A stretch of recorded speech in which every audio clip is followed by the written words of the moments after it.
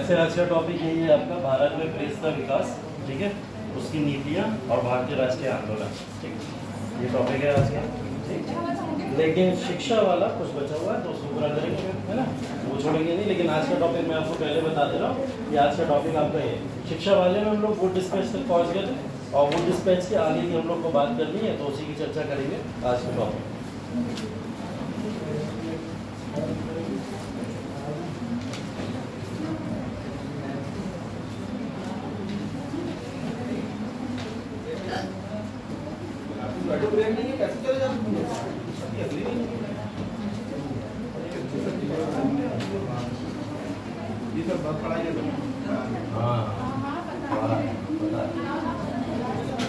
मैं तो इसलिए आज आगे बैठा हूँ।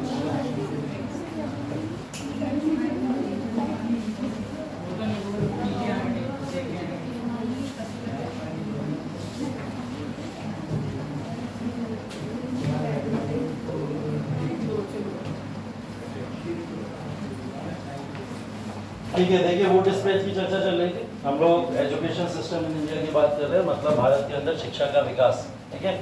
और शिक्षा के विकास के अंदर हम लोग अभी तक पुराने कुछ टॉपिक्स पढ़ के आ चुके हैं, जैसे कुछ एग्जाम्पल, हाँ, कुछ कमीशन आयोग इससे पहले पढ़े हम लोग ने, या सिर्फ यूनिवर्सिटी कॉलेज ही पढ़ रहे थे अभी तक?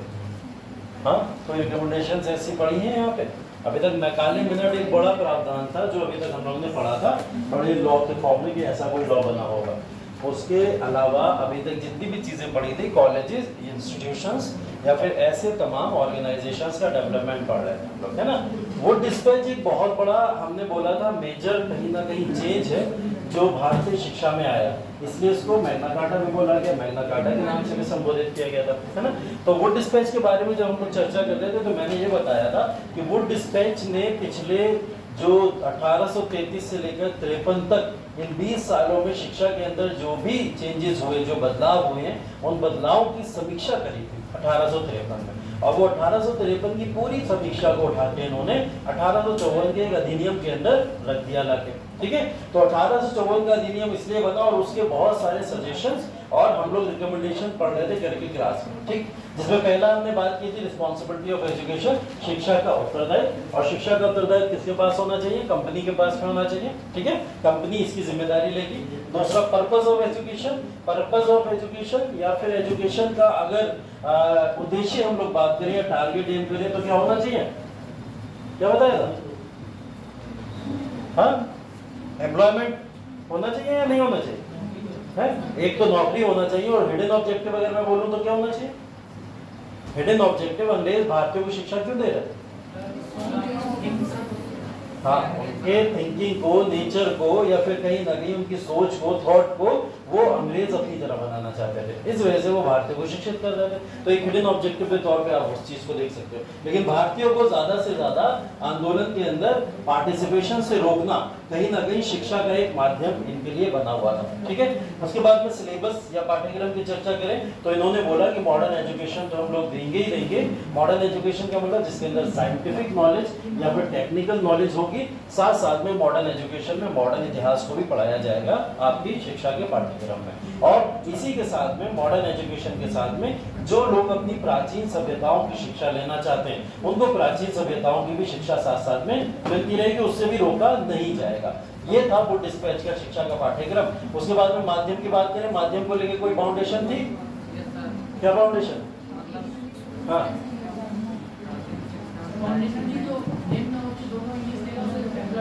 हाँ, ये फाउंडेशन कहीं ना कहीं उनके ऊपर थी जो अघोषित फाउंडेशन थी, ऐसा नहीं था घोषणा की गई है इसकी।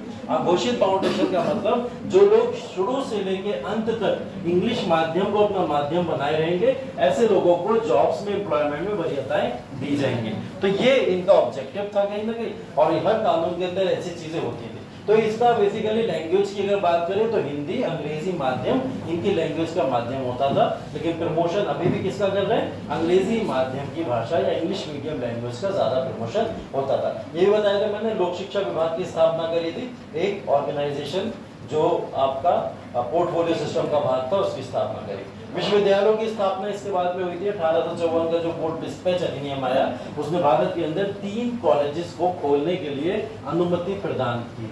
ठीक है, वो 3 कॉलेजेस कलकत्ता, मद्रास और बॉम्बे में थे। कहाँ पे थे? कलकत्ता, मद्रास और बॉम्बे। ये 3 कॉलेजेस को लेके इन्होंने अनुमति दी थी या बजट पास किया था बोर्ड डिस्पैच में कि इन 3 बड़ी यूनिवर्सिटीज को देश भर में खोला जाए। ये 3 बड़ी यूनिवर्सिटी कलकत्ता, बॉम्बे और मद्रास, ये 3 जगह ही क्यों? कारण क्या है? कलकत्ता, बॉम्बे या मद्रास में ही क्यों खोले जाएंगे कॉलेज? जो थे ना वो तट पर पड़ते थे, आने जाने में सुविधा होती थी। आने जाने में सुविधा, तो अंग्रेज भारत में ही रहने लगे थे, उन्हें आने जाने में क्या दिक्कत? नहीं सर, उन्हें तो विदेश भी तो भेजना था, व्यापार करने में सुविधा होती थी ना, बाहर से यहाँ से कच्चा माल ले जाने में। शिक्षा को व्यापार से ना कनेक्ट करो, शिक्षा को व्यापार से कनेक्ट करोगे तो आंसर थोड़ा बदलाव आ जाएगा। हाँ बोलो चरण, क्या कह रहे हो? बोल गए? अच्छा हाँ बोलो। हब वही था, किस आधार पे कह सकते हो? प्रेसिडेंसी। हाँ, और ये संपन्न भी तो थे। संपन्न भी थे, अच्छा ठीक है, हाँ ये अच्छा पॉइंट है, संपन्न थे। हाँ प्रेसिडेंसी। अच्छा ठीक है। कलकत्ता, बॉम्बे और मद्रास, ये 3 वो जगहें हैं जहां पे तीनों जगहों पे अंग्रेज अपने गवर्नर्स बैठाया करते थे। तीनों प्रेसिडेंसी हैं, जो अभी बात बच्चे कर रहे थे कुछ बच्चे, ये प्रेसिडेंसी भी तो थी वो। और प्रेसिडेंसी का मतलब 3 बड़ी राजधानियां थी भारत की अंग्रेजों के लिए, कलकत्ता, बॉम्बे और मद्रास। और कलकत्ता, बॉम्बे और मद्रास 3 इंपॉर्टेंट पोर्ट एरियाज भी थे जहां पे ये व्यापार भी अच्छा करते, लेकिन शिक्षा से उसका संबंध क्रिएट नहीं करेंगे अभी, है ना।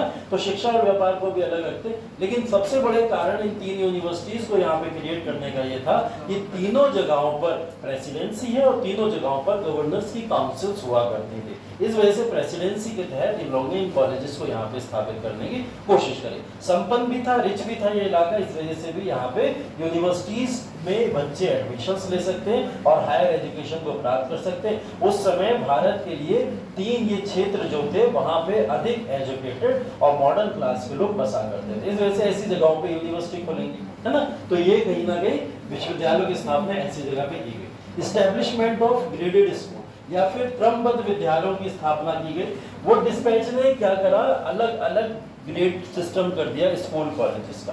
अलग अलग ग्रेड सिस्टम का मतलब पूरे एजुकेशन सिस्टम को कई पार्ट्स में डिवाइड कर दिया, जो आज के समय में भी हम लोग देखते हैं। मतलब प्राथमिक शिक्षा के लिए अलग से क्लास या स्कूल्स बनाए गए, उसके बाद में मिडिल क्लासेस के लिए मिडिल स्कूल्स अलग बनाए गए जिसमें आपकी मध्य विद्यालय खुलेंगे, हाई स्कूल्स के लिए अलग कॉलेजेस होते थे, और फिर उसके बाद कॉलेजेस और यूनिवर्सिटीज होती थी। मतलब अगर आप प्राइमरी स्कूल्स में पार्टिसिपेट करते हो, पढ़ते हो, तो वो शिक्षा आपको 5वीं क्लास तक दी जाएगी। 6ठी क्लास से शिक्षा आपकी मध्य स्कूल्स में शुरू हो जाती थी, 6ठी से 8वीं 9वीं तक की कक्षाएं वहां पे चलेंगी। उसके बाद हाई स्कूल 9वां 10वां क्लास के लिए आपका हाई स्कूल हो जाता था। हाई स्कूल के बाद कॉलेजेस में आपकी 11वीं 12वीं की क्लासेस होती थी, उनको पढ़ाया जाता था। और उसके बाद यूनिवर्सिटीज आपकी डिग्री कोर्सेज को कराने के लिए हुआ करती थी। ये पूरा का पूरा जो आप देख रहे हैं डिवीजन जो कर दिया गया इन कॉलेजेस का या फिर इन यूनिवर्सिटीज का, ये किसके आधार पे किया गया? वो डिस्पैच के ही आधार पे किया गया था। जो शिक्षा का आज का भी मॉड्यूल ऐसा ही है, ऐसा नहीं है ये आज बदल गया हो या परिवर्तित हो गया। न्यू एजुकेशन पॉलिसी ने बहुत सारे बदलाव अभी किए। एनईपी ने, अगर आपने न्यू एजुकेशन पॉलिसी पढ़ी होगी, और क्योंकि पढ़ना है आपको, आगे आने वाले एग्जाम्स में आपके काम आ सकती है, तो उसको जरूर पढ़िएगा। जब भी आप इकोनॉमी का सेक्शन यहाँ पढ़ेंगे तो उसके अंदर आपको न्यू एजुकेशन पॉलिसी के बारे में भी बताया जाएगा। आधुनिक शिक्षा की जब क्वेश्चन आता है, ये आधुनिक शिक्षा के मैं तो या उसके बारे में प्रताप डाली, तो मुझे 2020 की नई शिक्षा नीति मिलती है। नहीं, आधुनिक शिक्षा उसमें समझने की कोशिश करना, वो कौन सी आधुनिक शिक्षा की बात कर रहा है? क्या अंग्रेजों के जमाने की आधुनिक शिक्षा की बात कर रहा है या अभी की जो हमारी शिक्षा नीतियां चल रही है उसकी बात कर रहा है? आधुनिक में तो सर हम अगर देखें आधुनिक भारत के इतिहास की बात करते हैं तो हम सर यहाँ से ही पढ़ना चालू करते हैं। आधुनिक भारत की जब भी हम बात करते हैं तो हम ब्रिटिश काल से शुरू करते हैं। मिनट से हाँ, और हम ब्रिटिश काल से लेकर वहां तक पढ़ते हैं जहां तक भारत आजाद हो गया, वो आधुनिक भारत है। हाँ, अब वो जो भारत की बात आप कर रहे हो, जो आज की बात होगी, वो हो जाएगा आजादी के बाद का भारत, है ना। वो एक अलग तरीका है उसको पढ़ना, मतलब पोस्ट इंडिपेंडेंस इंडिया है, है ना। तो इंडिपेंडेंस के बाद के भारत का क्या स्कूलिंग हुई है या उससे पहले क्या स्कूलिंग हुई है, इस सब का अलग से क्वेश्चन आपको खुद समझ आ जाएगा वो क्या पूछ रहा है। वहां दे दिया होगा उसमें साफ साफ आधुनिक शिक्षा प्रणाली ब्रिटिश साम्राज्य में किस तरीके की, वो ऐसा दे देगा कुछ ना कुछ। ये आजादी से पूर्व, हाँ, या आजादी से पूर्व कैसी थी या स्वतंत्रता के बाद कैसी थी, ये सब वो अलग से दे देगा, आपको इंडिकेट कर देगा। और अगर ना दिया हो तो, अगर दिया ही ना हो, सिर्फ लिखे भारत की शिक्षा नीति या भारत की आधुनिक शिक्षा नीति का वर्णन करें, तब क्या करोगे? हाँ, अगर नीति लिखा है तो हम 2020 की नीति लिखेंगे, और नीतियाँ लिखा है तो हम ब्रिटिश वाली इतना आसान थोड़ी ऐसे थोड़ी होता है। अगर क्वेश्चन पूछ लिया आपसे मेंस में कि भारतीय आधुनिक शिक्षा की नीति या नीतियों का आप जो है वो डिटेल में डिस्कशन करें, मेंस में ये क्वेश्चन आ गया मान लीजिए, तो आप कौन सी शिक्षा नीतियों की बात करेंगे? मैं जो पढ़ा रहा हूँ इसकी बात करेंगे या अभी जो करंट में जो चल रही है आपकी करंट के हिसाब से उसकी बात करें? दोनों कौन बोला? आपने बोला? वेरी गुड, दोनों की बात करें, बहुत अच्छा। ये बात ऐसा क्वेश्चन आ चुका है, एग्जैक्ट क्वेश्चन पूछा गया था कि आधुनिक इतिहास के बारे में उसकी जो भी उस समय में जो युद्ध हुए हैं, जो भी औद्योगिकरण हुआ है उसके बारे में चर्चा करें। तो जिसने आधुनिक भारत पढ़ा, वो सॉरी आधुनिक युग पढ़ा, वो आधुनिक युग पढ़ के सिर्फ वो भारत की गाथा लिखा है उसके अंदर। मेंस में क्वेश्चन पूछा गया था एक बार, तो उसने क्या करा, आधुनिक युग सुन के सिर्फ भारत के बारे में लिखा है कि भारत के अंदर वॉर हुए, भारत के अंदर औद्योगिक क्रांतियां हुई, ये सब भारत के अंदर का लिखा है। लेकिन क्वेश्चन में कहीं भारत वर्ड यूज ही नहीं किया था उसने आधुनिक युग बोला था। और आधुनिक युग को यूज करते हुए आपने क्या करा, सिर्फ भारत के बारे में लिखते चले गए। अरे आपने विश्व इतिहास में तो सिलेबस में पढ़ा है, विश्व इतिहास का भी तो कोई आधुनिक काल है, उसमें भी तो विश्व युद्ध हो रहे हैं, है ना, उसमें भी तो फ्रांस की क्रांति हो रही है, इटली का यूनिफिकेशन हो रहा है, वो सब भी तो सिलेबस का पार्ट है। तो क्या करना था, वहां दोनों चीजें लिखनी थी, है ना। अब इसको आप 150 वर्ड में कैसे समेटेंगे वो आपकी, है ना, कितना किसमें लिखना वो आपको करना है, मैंने जिस हिसाब से कैसे लिखोगे, ठीक। तो जब भी ऐसा कुछ पूछा जाएगा तो आप बहुत ध्यान रखें इस बात को। अब अगर आपको आधुनिक शिक्षा के बारे में लिखने को आ जाए, नहीं क्लैरिफाई किया कि ब्रिटिश की लिखनी है या आज की लिखनी है, तो क्या आप ये सब लिखते चलोगे क्या? ये सब तो पूरे के पूरे बंडल के तौर पर लिख के चले आओगे, एक ही कॉपी, एक ही क्वेश्चन में पूरी कॉपी भर जाएगी, है ना, एक क्वेश्चन में थोड़ी भरना है। तो आप फिर उसमें से क्या करोगे, पॉइंटर्स लिखोगे कि भाई 1781 में कलकत्ता मदरसा खुला था, उसके बाद में कुछ आपको इंपॉर्टेंट जो लगे या जो आपको याद आ जाए उसके बारे में लिख दोगे, वो डिस्पैच के बारे में लिख दोगे, हंटर कमीशन के बारे में लिख दोगे, या सैडलर आयोग 4-5 पॉइंट ही बना ले, जो आपको इंपॉर्टेंट लगे 5 पॉइंट वहां बना दीजिए, और फिर आज की शिक्षा नीति इसके 4-5 पॉइंट बना दीजिए। ऐसे करके आंसर्स को हमेशा डिवाइड किया जाता है, ठीक है। चलिए, तो इन्होंने स्कूल्स में जो ग्रेडिंग सिस्टम शुरू किया, वो ग्रेडिंग सिस्टम जो है आज के समय में भी उसी आधार पर चलता है। जब तक नई शिक्षा नीति नहीं है, फिर भी नई शिक्षा नीति में भी ऐसे मॉड्यूल्स कई सारे स्कूल्स में अभी भी चल रहे हैं। एक्सपेंशन ऑफ मास एजुकेशन, जन शिक्षा के विस्तार की बात की गई। देखिए, एक डिमांड बहुत पहले से चल रही थी, भारतीय जो भी समाज सुधारक थे वो एक डिमांड काफी समय से कर रहे थे कि भारतीयों की शिक्षा फ्री होनी चाहिए, ठीक है।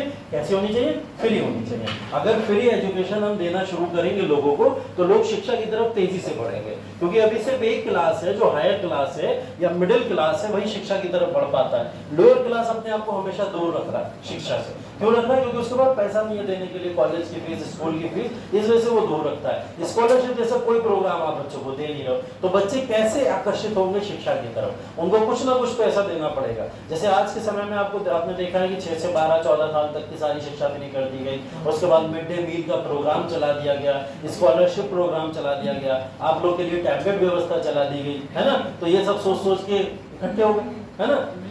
अरे तुम्हें मिलेगा, है ना। और जो बेसिकली जितने भी लोग ये सारी शिक्षा नीतियों को देख देख के कहीं ना कहीं आकर्षित होते हैं, उसके थ्रू एक फायदा लेके चले जाते हैं। सरकार का मकसद एकदम नहीं है, इस बात को ध्यान रखना, आपको टैबलेट देना, एकदम नहीं। सरकार का मकसद है आपको इस बहाने बुला के शिक्षित करना, है ना। वो अपना काम कर रहे हैं, बस आप लोग समझ जाओ तो अच्छी बात है, ना समझो तो आप ही का नुकसान है ना। तो वो आपको इस बहाने बुला के शिक्षित करने का प्रयास कर रहे हैं, और वो उस प्रयास में आपसे लगातार कोशिश कर रहे हैं कि आप इस बहाने कुछ कर ले जाओ, है ना। तो इस वजह से आपको ये ऐसे प्रोग्राम से ऐसी चीजें दी जा रही है। टैबलेट छोड़ो, आपको फ्री में शिक्षा मिल रही है, कम है क्या? 1.5 लाख 2 लाख रुपए का कोर्स आप फ्री ऑफ कॉस्ट यहाँ पे बैठ के करते हो, ये क्या कम है? कम नहीं है ना। जो चीज मिल रही है वो अपने आप में ही काफी ज्यादा सुविधाजनक है, ठीक है। और ऐसा भी नहीं है कि ये सारी शिक्षा आपको फ्री में मिल रही, ऑब्वियस ही बात, आप इसके लिए पे कर रहे हो, किसी ना किसी फॉर्म में पे कर रहे हो, इनडायरेक्ट टैक्सेस के फॉर्म में पे कर रहे हो, जो भी कर रहे हो कर रहे हो, है। लेकिन फिर भी आप मिल रहा है कुछ ना कुछ जो हम अपनी जेब से नहीं देते हैं, ऐसा नहीं है ना, इनडायरेक्ट फॉर्म में दे रहे हैं। तो हाँ, जो भी मिल रहा है, जो भी अच्छा मिल रहा है, फिलहाल उसको ग्रहण करना चाहिए, और ग्रहण करने के बाद में आप अपना जो भी है अपना विकास करने के ऊपर फोकस करो। हर जगह आप सोचो 100% क्या होगी, पूरी एक्यूरेसी होगी, वो पॉसिबल नहीं होता। इकोनॉमिक लॉ भी नहीं बोलता है कि 100% एक्यूरेसी के साथ में हम आपके लिए काम करें, नहीं होता। जितना अच्छा है उतना हम मान के चलते हैं और उन चीज़ों पे वर्क करते हैं, जो अच्छा नहीं उसके ऊपर मेहनत करी जाती है। तो वुड डिस्पेच भी जब आया या ऐसे तमाम अधिनियम आए तो क्या ये एकदम 100% एक्यूरेसी के साथ आ गए? अभी आप वुड डिस्पेच के बारे में मैं आपको इतनी सारी चीज़ें बता रहा हूँ, ये सब चीज़ें आपको अच्छी लग रही होंगी, है ना। अभी हम इसकी नकारात्मक पहलुओं को पढ़ेंगे तभी देखना फिर क्या होगा। जितना पढ़ा मेहनत वो सब बेकार होने वाली है। अभी पहले इसको पढ़ लो, है ना, तब समझ आएगा क्या हुआ। इसके बाद देखो सहायता अनुदान, ग्रांट इन एड, मतलब सहायता भी दी जाएगी। जैसे मैंने भी आपको एग्जाम्पल के तौर पर बताया कि स्कॉलरशिप नहीं, मतलब स्कूलों को, कॉलेजेस को पैसा दिया जाएगा, फंड दिया जाएगा कि वो अपने कॉलेजेस में, स्कूल्स में इन्वेस्ट करें, जिससे शिक्षा के स्तर को बढ़ाया जा सके, ठीक है। तो ग्रांट्स इन एड के फॉर्म में इन चीजों को यहाँ पे बढ़ाया जाएगा, ठीक है। और ग्रांट्स इन एड कुछ ही लोगों को दिया जाएगा, ये भी बोल दिया गया। अनुदान हम सबको नहीं देंगे, सारे स्कूल चाहे हमारे पास खुल के कि भाई हमें अनुदान दो, नहीं देंगे। हम कुछ ही चुनिंदा लोगों को अनुदान दिया करेंगे। वो चुनिंदा लोग ये होंगे जो धर्मनिरपेक्ष का भाव रखते होंगे, है ना, जो सेकुलरिज्म को बढ़ावा देते होंगे। ऐसे स्कूलों का हम लोग जो है ग्रांट इन एड देंगे। उसके बाद में संचालन जो है, प्रबंधन समिति जो है उसकी, वो अच्छी होनी चाहिए, उसमें किसी तरह की कमी नहीं होना चाहिए, वो एक मार्जिन होना चाहिए उसका। और स्कूल के छात्रों से फीस के रूप में कुछ ना कुछ लिया जाना चाहिए, मतलब स्कूल में एक फीस का क्राइटेरिया होना चाहिए। जो फ्री एजुकेशन ऑलरेडी दे रहे हैं हम उनको ग्रांट इन एड नहीं देंगे, ऐसा अंग्रेजों का उस समय मानना था, ठीक है। और इसके लिए जो भी सरकारी निरीक्षण या जो भी आदेश दिए जाए उसको लगातार फॉलो करने वाले स्कूल्स को ही ग्रांट्स इन एड प्रोवाइड किया जाएगा। सबको दे भी नहीं सकते, बहुत सारे स्कूल कॉलेजेस खुल गए। अभी ये समस्या भी आप आगे देखोगे, इतने स्कूल कॉलेजेस खुल गए, होगा क्या इनका, है ना। तो उस समय लोग शिक्षा लेने वाले कम हैं और स्कूल कॉलेजेस ज्यादा खुलते चले जा रहे हैं, तो फिर अब उस पर कैसे कंट्रोल किया जाए, वो भी एक समस्या बढ़ती चली जा रही थी, उसकी भी बात करेंगे। फिलहाल एक अच्छा इन्होंने प्रोविजन रखा कि हम उनको सहायता अनुदान देंगे जो लोग इस कैपेबल हैं, इससे शिक्षा के स्तर में सुधार होगा कहीं ना कहीं। इसके बाद में टीचर्स ट्रेनिंग। टीचर्स ट्रेनिंग आज के समय का बहुत इंपॉर्टेंट क्लॉज है, जैसा आप लोग समझते हो ना, बीएड जो भी है ना, उसके बाद में नौकरी नहीं मिल रही है तो बीएड हो गया, बीटीसी हो गया, ऐसे बहुत सारी सीटेट पता नहीं क्या क्या होता है। तो ये सारे एग्जाम्स जो होते हैं ये सब बेसिकली कराए क्यों जाते हैं? शिक्षा की आपके स्तर को बढ़ाने के लिए, उन टीचर्स को ट्रेनिंग देने के लिए जो ये सारे टीचर्स ट्रेंड होके आते हैं कि क्लास के अंदर बच्चों को किस तरीके से समझाया जाए या संभाला जाए या उनको ट्रेंड किया जाए। ऐसे बच्चों को पढ़ाने से पहले टीचर्स को खुद ट्रेनिंग लेनी चाहिए। उस टीचर्स ट्रेनिंग की बात यहाँ पे हो रही है। उन टीचर्स को ये तो पता होना चाहिए कि बच्चों को हमें पढ़ाना क्या है और क्या नहीं पढ़ाना है और कैसे डील करना है हमें। तो ये तमाम चीजें इस समय में टीचर्स ट्रेनिंग के फॉर्म में यहाँ पे की जाती है। वोकेशनल एजुकेशन, वोकेशनल एजुकेशन देखिए बहुत अच्छा कहीं ना कहीं सिस्टम था। वोकेशनल ट्रेनिंग भी सुनी होगी आप लोग ने आज के समय में। इस समय वोकेशनल एजुकेशन चल रही है। वोकेशनल ट्रेनिंग के तौर पे क्या होता है? हाँ, कुछ स्किल्स के आपके डेवलप करने के लिए बहुत सारे कोर्सेज चलाए जाते हैं जिसमें वो डिप्लोमा कोर्सेज के तौर पर कार्य करते हैं। तो जितने भी डिप्लोमा कोर्सेज है वो वोकेशनल एजुकेशन का हिस्सा है आपके। तो इन्होंने बोला सिर्फ एजुकेशन 1 से 12वीं 11वीं या फिर जो भी कक्षाएं हम आपको दे रहे हैं उसकी शिक्षा देना ही हमारा ऑब्जेक्टिव नहीं होना चाहिए। अगर हमें लोगों को शिक्षित करके उन्हें रोजगार देना है तो उसके अंदर स्किल्स भी पैदा करनी पड़ेंगी। तो वो स्किल्स के लिए ये लोग वोकेशनल एजुकेशन भी लोगों को देनी है, ठीक है। ये भी वो डिस्पैच में चर्चा की गई है। विमेन एजुकेशन के ऊपर जोर देना, स्त्री शिक्षा के ऊपर भी जोर दिया गया है और स्त्री शिक्षा को भी बढ़ाने के लिए कार्य किया जा रहा था। मुस्लिमों की एजुकेशन, मुस्लिम एजुकेशन में काफी पिछड़े हुए थे उस समय, है ना, और उनके एजुकेशन को बढ़ावा देने के लिए भी ये लोग आगे बढ़ रहे थे कि वो डिस्पैच ने ये भी एक प्रावधान किया था कि इन लोग को ज्यादा से ज्यादा बुलाया जाए, ठीक है। प्रमोशन ऑफ ओरिएंटल लिटरेचर, ठीक है। ओरिएंटल लिटरेचर मतलब प्राच्य साहित्य की बात हम लोग बार बार कर रहे थे, जो अभी पीछे भी करके आए कि भाई पश्चिमी, अरे हट जाओ, है ना, पश्चिमी शिक्षा जो है, पश्चिमी शिक्षा के माध्यम से ये कहीं ना कहीं अपने भारत के लोगों को ऐसा शिक्षित करना चाहते थे कि वो शिक्षा ऐसी ले जिससे कहीं ना कहीं ग्लोरीफाई होके दिखे इंग्लैंड ज्यादा से ज्यादा। तो ये उस प्राच्य शिक्षा को भी आगे बढ़ाना चाहते थे और साथ साथ में कुछ भारत की एंशिएंट इतिहास को भी आगे लोगों तक रखना चाहते थे। तो वेस्टर्न एजुकेशन सिस्टम तो जोर सभी देंगे, सारे अंग्रेज देंगे, तो इन्होंने भी इसके अंदर इसके ऊपर जोर दिया था।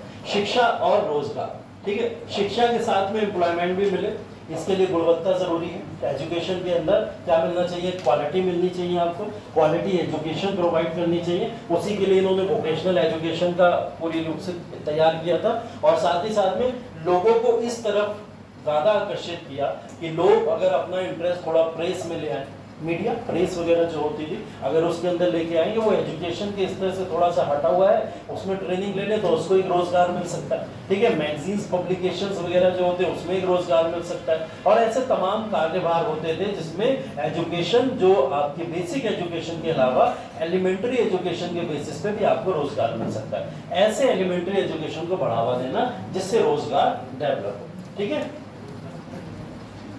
ठीक, अब देखो इतने सारे जो भी इसके महत्वपूर्ण हमने वो पढ़े, जो भी इसके प्रावधान पढ़े, उन सारे प्रावधानों के बाद में इसकी मेरिट्स और डिमेरिट्स समझना बहुत जरूरी है।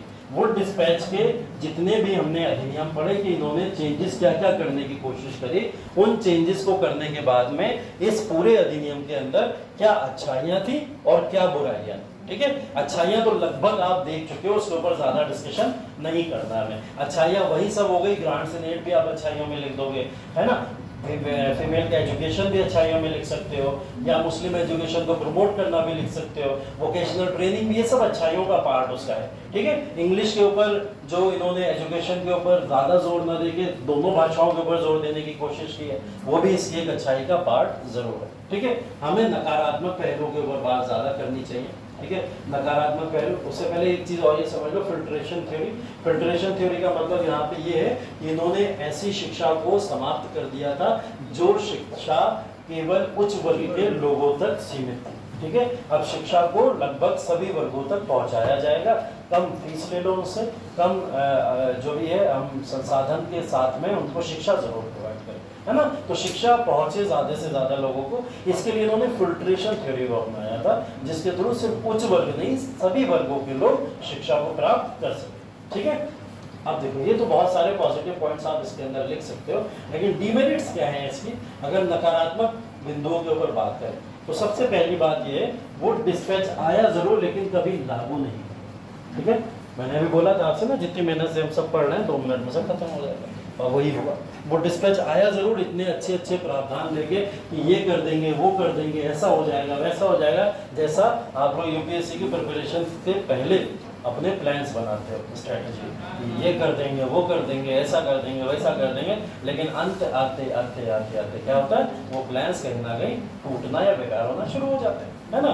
ऐसी चीजें होती है, लेकिन कुछ लोग टिके रह जाते हैं जिनको पता है कि सच में एग्जाम निकालना होता है, डिसिप्लिन जो लोग होते हैं वो निकाल ले जाते हैं। लेकिन वुड डिस्पैच के अंदर वो डिसिप्लिन मैनर नहीं दिखाई दिया, क्योंकि ये प्रैक्टिकल रूप से या थ्योरेटिकल फॉर्म में कभी अप्लाई नहीं हो पाया, है ना। तो जब लोगों के बीच में पॉपुलर तो हो गया था, लेकिन जब अप्लाई नहीं हो पाया तो ऐसे प्रावधान के बारे में चर्चा करना या उसके ऊपर तमाम चीजों का जिक्र करना ही बेकार हो गया, है ना। तो ये एजुकेशन सिस्टम था तो बहुत अच्छा, लेकिन अगर लागू उस समय हो गया होता तो शायद बहुत अच्छी तरीके से भारत की शिक्षा व्यवस्था सुधर चुकी होती, है ना। तो एक नकारात्मक बिंदु के तौर पे हम लोग इस चीज को देखते हैं, लेकिन और भी चीजें हैं। अच्छा ही हुआ कि ये लागू नहीं हुआ, ठीक है। कुछ और भी पॉइंट्स हैं जो हमें पता चलेगा कि अच्छा ही हुआ ये लागू नहीं हुआ। जैसे शिक्षा पाने का उद्देश्य इस समय सिर्फ और सिर्फ लोगों के मन में हो गया था जॉब पाना, ठीक है, रोजगार को पाना। मतलब लोग अपनी क्वालिटी के ऊपर वर्क नहीं करते थे, लोग अपना सीखने के लिए एजुकेशन को कभी इसलिए प्राप्त नहीं करते थे कि इससे हम अपनी पर्सनैलिटी को इनहेंस कर सके, कुछ सीख सके, इसलिए कोई शिक्षा प्राप्त नहीं करना चाहता था। शिक्षा प्राप्त लोग सिर्फ इसलिए करना चाहते थे कि हमें एम्प्लॉयमेंट या रोजगार मिल सके। हाँ, अभी यही चलता ना, हाँ अभी भी यही चलता है। लेकिन अभी साथ में एक वर्ग ऐसा भी तो है जो रिसर्च करता है, फेलोशिप करता है, और वो रिसर्च फेलोशिप करने के साथ साथ में कुछ लोग प्रिपरेशन की फील्ड में इसलिए आते हैं कि ये फील्ड हमें सिलेक्शन दे ना दे लेकिन ज्ञानी जरूर बना दे, होता है ना। तो कई सारे हमारे अंदर ये पॉजिटिव पर्सपेक्टिव भी तो होते हैं। तो हाँ, ज्यादातर मेजोरिटी तो है, और मेजोरिटी में मैं बोलूंगा इवन 90% लोग इसीलिए आते हैं है ना। 10% लोग वो होता है, वो क्लास होता है जिसको ये डर नहीं होता है कि मैं ग्रेजुएशन के बाद क्या करूँगा। 10% क्लास को पता है कि मेरे पिताजी का ये व्यवसाय है, मैं तो आगे चल के व्यवसाय संभाल लूंगा, या उनका ये कारोबार मैं देख लूंगा जाके, है ना, है ना। ठीक है, तो ये बेसिकली कुछ लोगों को ऐसा जो होता है वो पता रहता है कि हम ये कर लेंगे, वो कर लेंगे आगे चल के, इसलिए वो शिक्षा पे ज्यादा ध्यान नहीं दे पाते, है ना। मैं तुम्हारी बातें नहीं कर रहा, मैंने नाम लिया।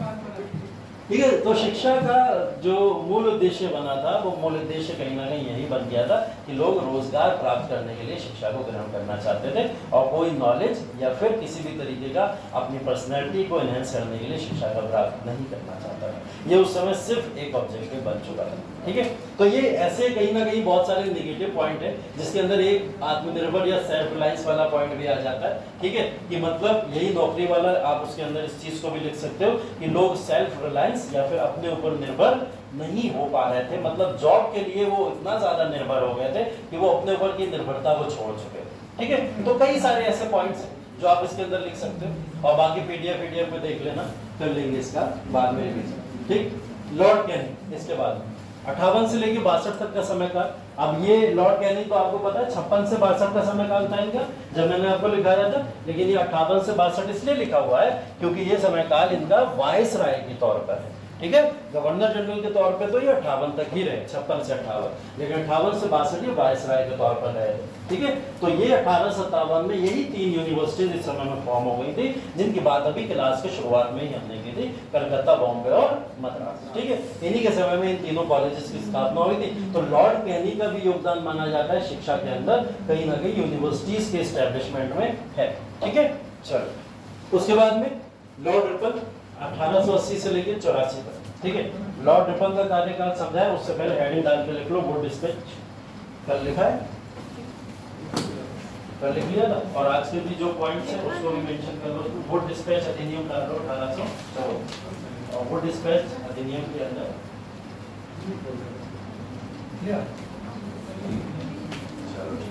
मैरिट्स लिख लोगे खुद, या बताने की जरूरत नहीं, मतलब उसके सकारात्मक पहलू और नकारात्मक पहलू खुद लिख लोगे ना, है ना, खुद लिख लोगे, जो भी बताए वही लिखने। ठीक है, तो उसके लिए थोड़ा सा स्पेस अपनी कॉपी में दे लो, उसको आप अपने आप मेंशन कर लेना। ठीक है, उसके बाद में हम लोग ने ये बात की लॉर्ड कैनिंग की, इस समय में 1857 में 3 कॉलेजेस खुल गए, इसको अपने कॉपी में मेंशन कर लो। ठीक, उसके बाद में लॉर्ड रिपन हंटर कमीशन या शिक्षा सुधार आयोग, ये इंपॉर्टेंट है, इसकी बात अभी करनी है हमको फिर से।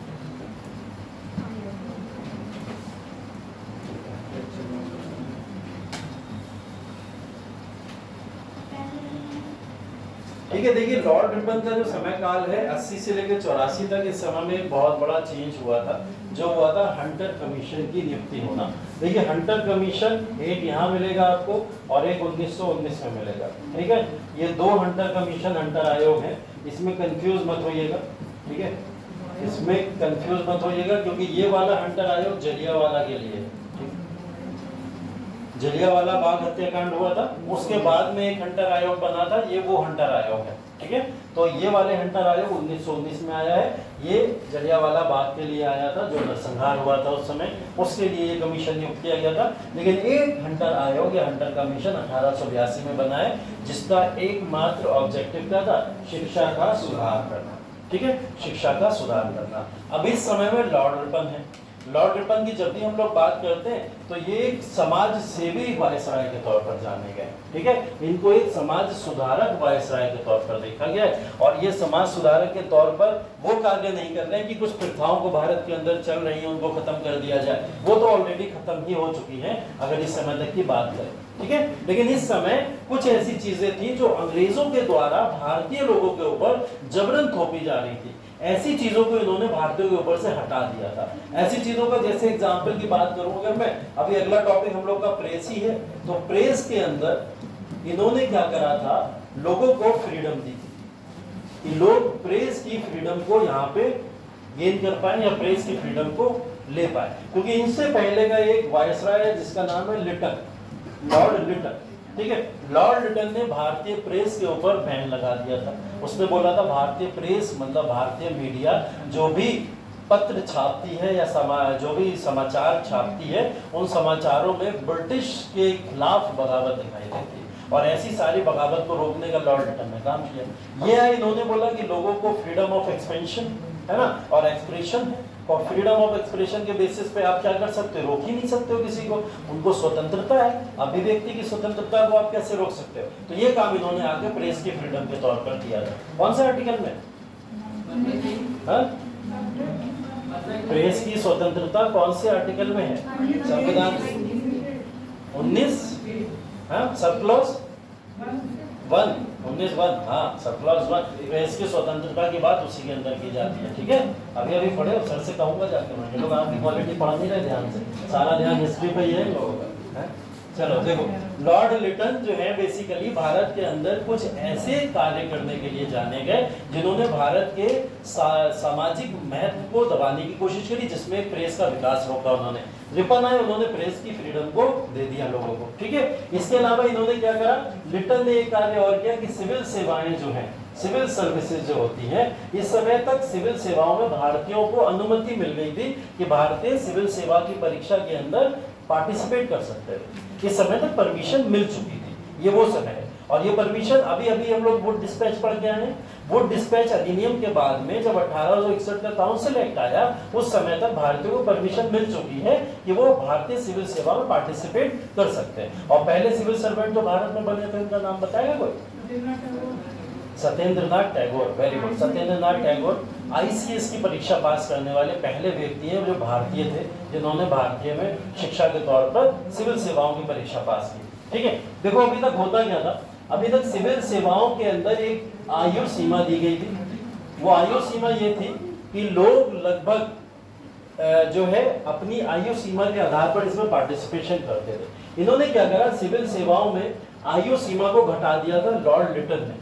और लॉर्ड लिटन ने बोला कि सिविल सेवाओं के अंदर हम एज को घटाकर कितना कर दे रहे हैं, 19 वर्ष कर दे रहे हैं। मात्र कितना कर दिया गया, 19 साल। मतलब उस समय अगर कोई सिविल सेवाओं में पार्टिसिपेट करना चाहता था, उसकी आयु सीमा होती थी 18 वर्ष।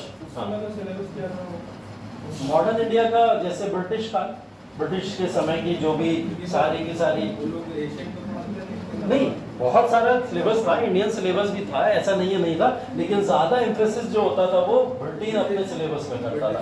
हाँ, मतलब ये समझ लो कि जो 100 क्वेश्चन आ रहे हैं, उन 100 क्वेश्चन में से 80 क्वेश्चन वो ब्रिटेन के पूछ ले, मतलब यूपी स्पेशल, हाँ वो ब्रिटेन स्पेशल हो जाते थे कहीं आगे। ठीक है, और कुछ क्वेश्चन जो होते थे वो उठा के इंडिया के पूछ लिए जाते थे, ऐसा होता था। तभी तो आप देख रहे हो एक बहुत बड़ा समुदाय ब्रिटेन में शिक्षा क्यों ले रहा है जाके, ज्यादातर लोग बैरिस्टर ही क्यों बन रहे थे, क्योंकि उनको पता था ब्रिटेन की शिक्षा का महत्व भारत में बहुत है। क्योंकि भारत में नौकरी पाना है तो ब्रिटेन की शिक्षा होनी चाहिए, भारत में अगर आपको सिविल सेवाएं निकालनी है तो ब्रिटेन की शिक्षा हमारे पास होनी चाहिए, इसलिए लोग ज्यादातर वहां पे जाके ब्रिटेन की शिक्षा प्राप्त करते थे। ठीक है, तो देखिए अब यहाँ सिविल सेवाओं की आयु सीमा को घटाकर कर दिया गया था 19 वर्ष। मतलब अब 18 वर्ष की आयु सीमा में घुसे सिविल सर्विसेज की तैयारी करने, और 19 वर्ष में आपको बेदखल कर दिया जाए। सोचो कितना बुरा लगेगा है? एक साल आपको तैयारी का मौका मिला सिर्फ से, और फर्स्ट अटेम्प्ट ही आपका लास्ट अटेम्प्ट है ना, तो एक साल सिर्फ मिलता था उस समय आपको कि आप सिविल सेवाओं में अपना पार्टिसिपेशन लेके सिलेक्शन ले पाओ। और उस एक साल में भी भारतीयों ने झंडे गाड़े, उन एक साल में भी जाके सर्विसेज निकाल दिया करते थे, और 80% ब्रिटेन का सिलेबस होते हुए भी। ठीक है, अभी तो हमारे में अगर जरा सा बिहार स्पेशल भी आ जाए तो हम बढ़ा जाते हैं, बिहार हमारा ही, उसके बाद में भी है ना। और ब्रिटेन का सोचो सिलेबस पढ़ के वहां के लोग सिविल सेवाएं निकाल दिया करते थे। खैर लॉर्ड लिटन ने जब ये काम किया तो रिपन आए, और रिपन ने आके इसका सुधार किया और आयु सीमा को बढ़ा के कर दिया 21 वर्ष। ठीक है, कि बोले 21 वर्ष तो कम से कम होना चाहिए, 3 अटेम्प्ट तो भारतीयों को एप्रॉक्स मिलने चाहिए। तो इन के बेसिस पे भी रिपन को बोला गया कि समाज सुधारक के तौर पर कार्य कर रहे हैं, और इन्होंने भारतीयों को मौके दिए। इसके बाद में रिपन जाने जाते हैं father of local self government. ठीक है, लोकल सेल्फ गवर्नमेंट की बात करें तो क्या मतलब है, पंचायती म्युनिसिपैलिटीज, ये भी जितने भी सिस्टम हैं जो विलेज लेवल पे होता है, जिसको हम लोग क्या बोलते हैं, थर्ड स्टेट बोला जाता है कहीं ना कहीं। तीसरा स्तर जो होता है गवर्नमेंट का, है ना, पहला स्तर तो केंद्र सरकार हो गया, दूसरा स्तर राज्य सरकार हो गया, और तीसरा स्तर आपका लोकल सेल्फ गवर्नमेंट या स्थानीय सरकार होता है। तो ये तीसरा स्तर ऑफ गवर्नमेंट का किसने शुरू किया भारत में, वो लॉर्ड रिपन ने शुरू किया था। तो ये लॉर्ड रिपन ने जब तीसरा स्तर शुरू किया था तो यही पंचायतें, म्यूनसिपैलिटीज, ये जो सब आए वो इसी के बाद में आना शुरू की। तो ये देखो भारत के अंदर सुधार करने के लिए जाने जाते, इसलिए इनको भारत का बहुत बड़ा एक सुधारक के तौर पर जाना गया। लॉर्ड रिपन एकमात्र ऐसे वायसराय हैं जिनके जाने पर भारतीयों ने आंदोलन किया था, ठीक है, कि ये चले क्यों गए, इनको वापस बुलाया जाए, ठीक है, ब्रिंग बैक रिपन, ऐसे करके नारे लगा करते थे उस समय और लोग आंदोलन करते थे, ठीक है। जैसे मैं बहुत अच्छा पढ़ाते चला जाऊँ, वैसा वाला कुछ ऐसा। तो ऐसा क्या होता था, इस समय में बहुत सारे नारे ऐसे करके लगा करते थे। हाँ, तो हंटर कमीशन उस समय में क्या था, इसी समय में लाया गया, इनके समय का एक कानून था, ठीक है। और हंटर कमीशन भी एक उसी तरीके का सुधार था जो रिपन लगातार भारत में सुधार करते चले जा रहे थे। अब हंटर कमीशन इनके समय में जब नियुक्त किया गया तो हंटर कमीशन की नियुक्ति के अंदर भी बहुत सारे पॉजिटिव प्रावधान यहाँ पे आपको दिखाई देंगे, है ना। उन पॉजिटिव प्रावधानों को देख लेते। ये सब तो बातें मिसलिनियस थी जिसको आप अपनी कॉपी के साइड में नोट कर सकते हो। एक चीज ध्यान रखना, जब भी नोट्स बनाते हो ना तो मार्जिन ऐसे किया करो अपने नोट्स में भी, कॉपी में 2 मार्जिन किया करो जब भी नोट्स बनाते हो। ये वाले जो पॉइंट्स इधर के साइड के जो बचते हैं इसमें मिसलिनियस नॉलेज सारी नोट किया करो। हो सकता है कल ये डिस्कस हो ना, कभी ये डिस्कस हो ना, लेकिन आपको कहीं ना कहीं एक्स्ट्रा नॉलेज उस टॉपिक से अटैच होकर मिल गई है तो उसको साइड में नोट कर लेना, है ना। तो साइड में हमेशा नोट करते रहोगे तो इससे आपके नोट्स और मजबूत होते चले जाएंगे और आपको आगे चल के कोई दिक्कत नहीं होगी। ऐसा नहीं लगेगा अरे ये तो पढ़ा मैंने। चलिए, हंटर आयोग। हंटर कमीशन के अंदर जब लॉर्ड रिपन ने इस आयोग का कमीशन बनाया था तो देखिए एक बहुत अच्छी चीज थी।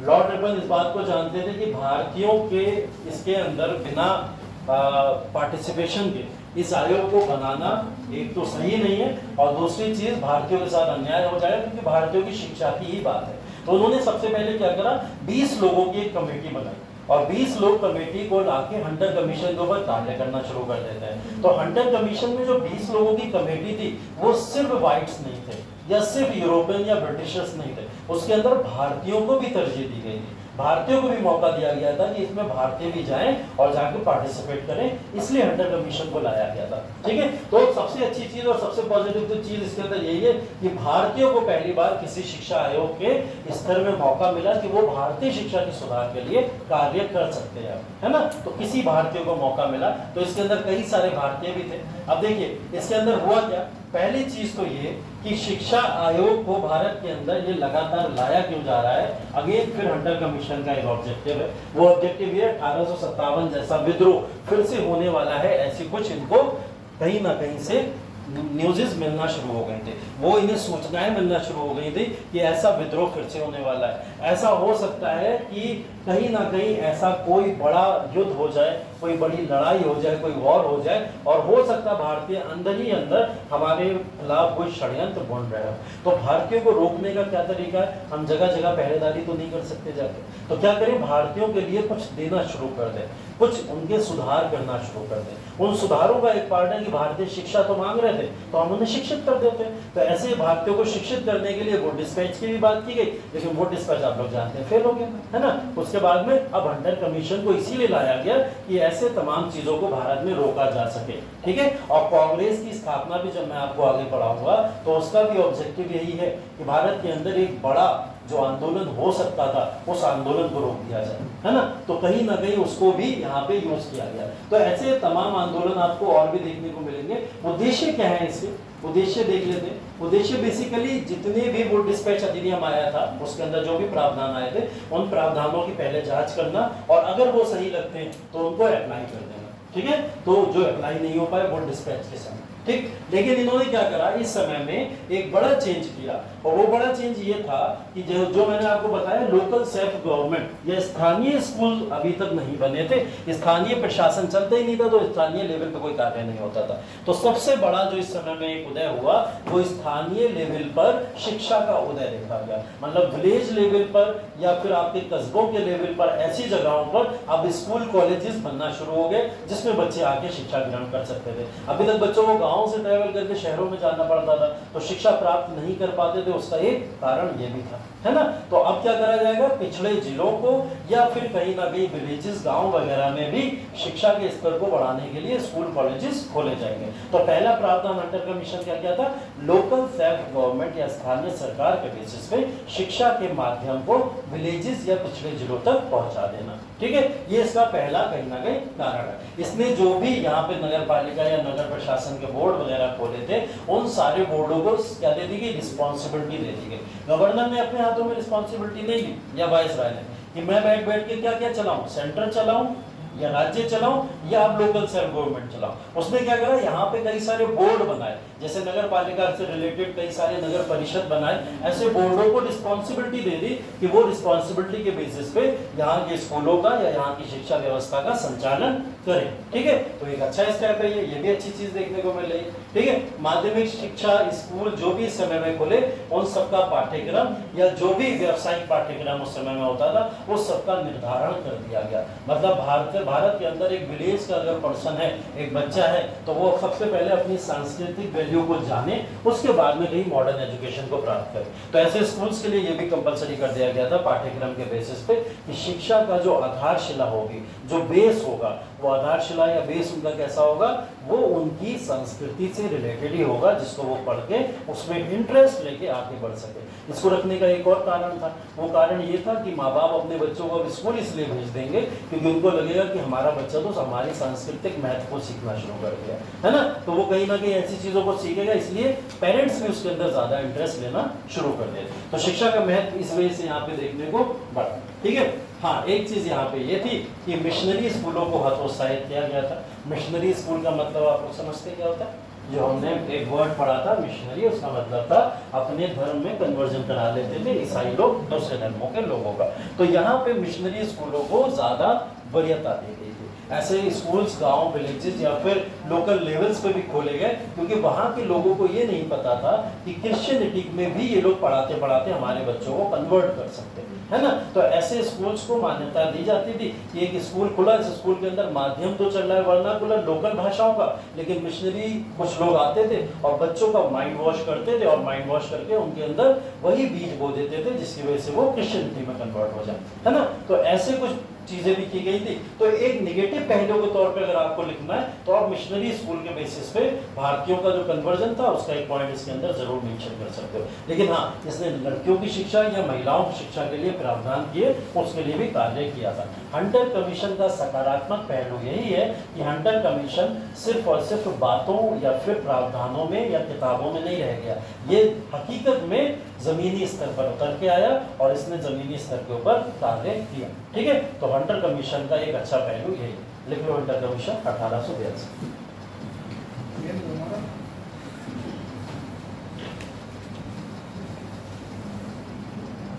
लॉर्ड रिपन के बारे में लिख लेना पहले। लॉर्ड रिपन इसको लेके आए थे, प्रोफेसर हंटर ने की थी। हाँ, तभी इसका नाम हंटर आया।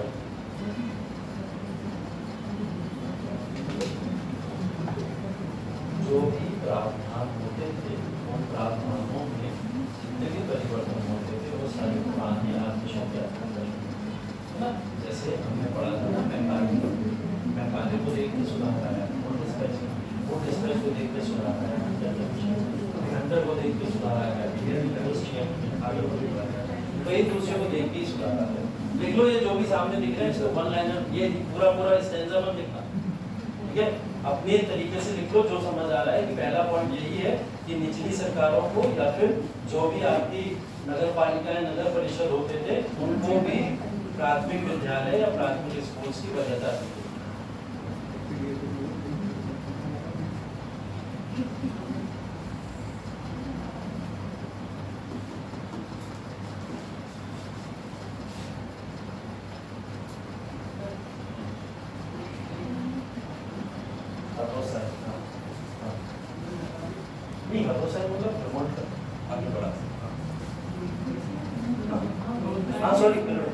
मतलब होता है नेगेटिव नकारना होता है, और प्रो साइड मतलब होता है आगे बढ़ा, प्रमोट करना।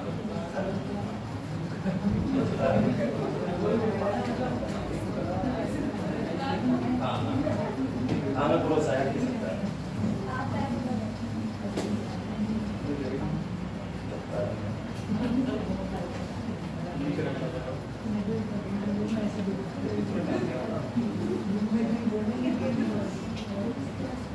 हाँ, शब्दों का चयन जब भी करना बहुत सोच समझ के बात है।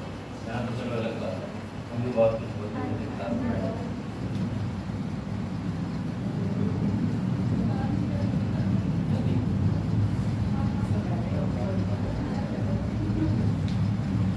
अरे तुम लोग तो फिर भी सही हो, लखनऊ में पढ़ा हो तो वहाँ पे लोग भोजपुरी बोल देते, ठीक है।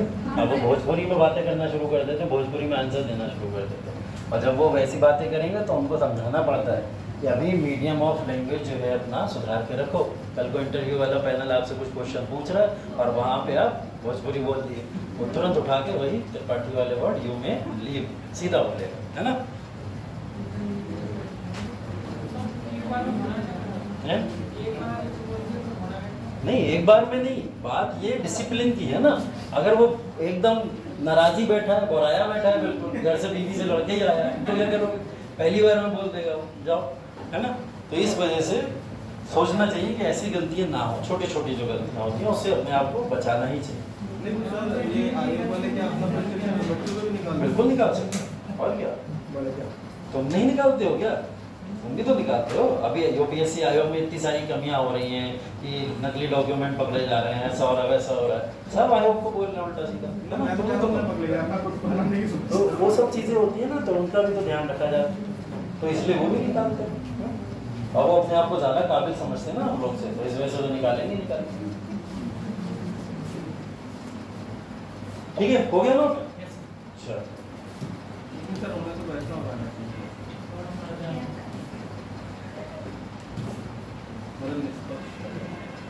निष्पक्षी होते हैं तभी तो सिलेक्शन हो रहे हैं अभी भी, वरना वो सिलेक्शन बंद करके सिर्फ और सिर्फ अपने बेटे बेटियों भतीजों को भर्ती करना शुरू करते हैं, ऐसा हो सकता है ना।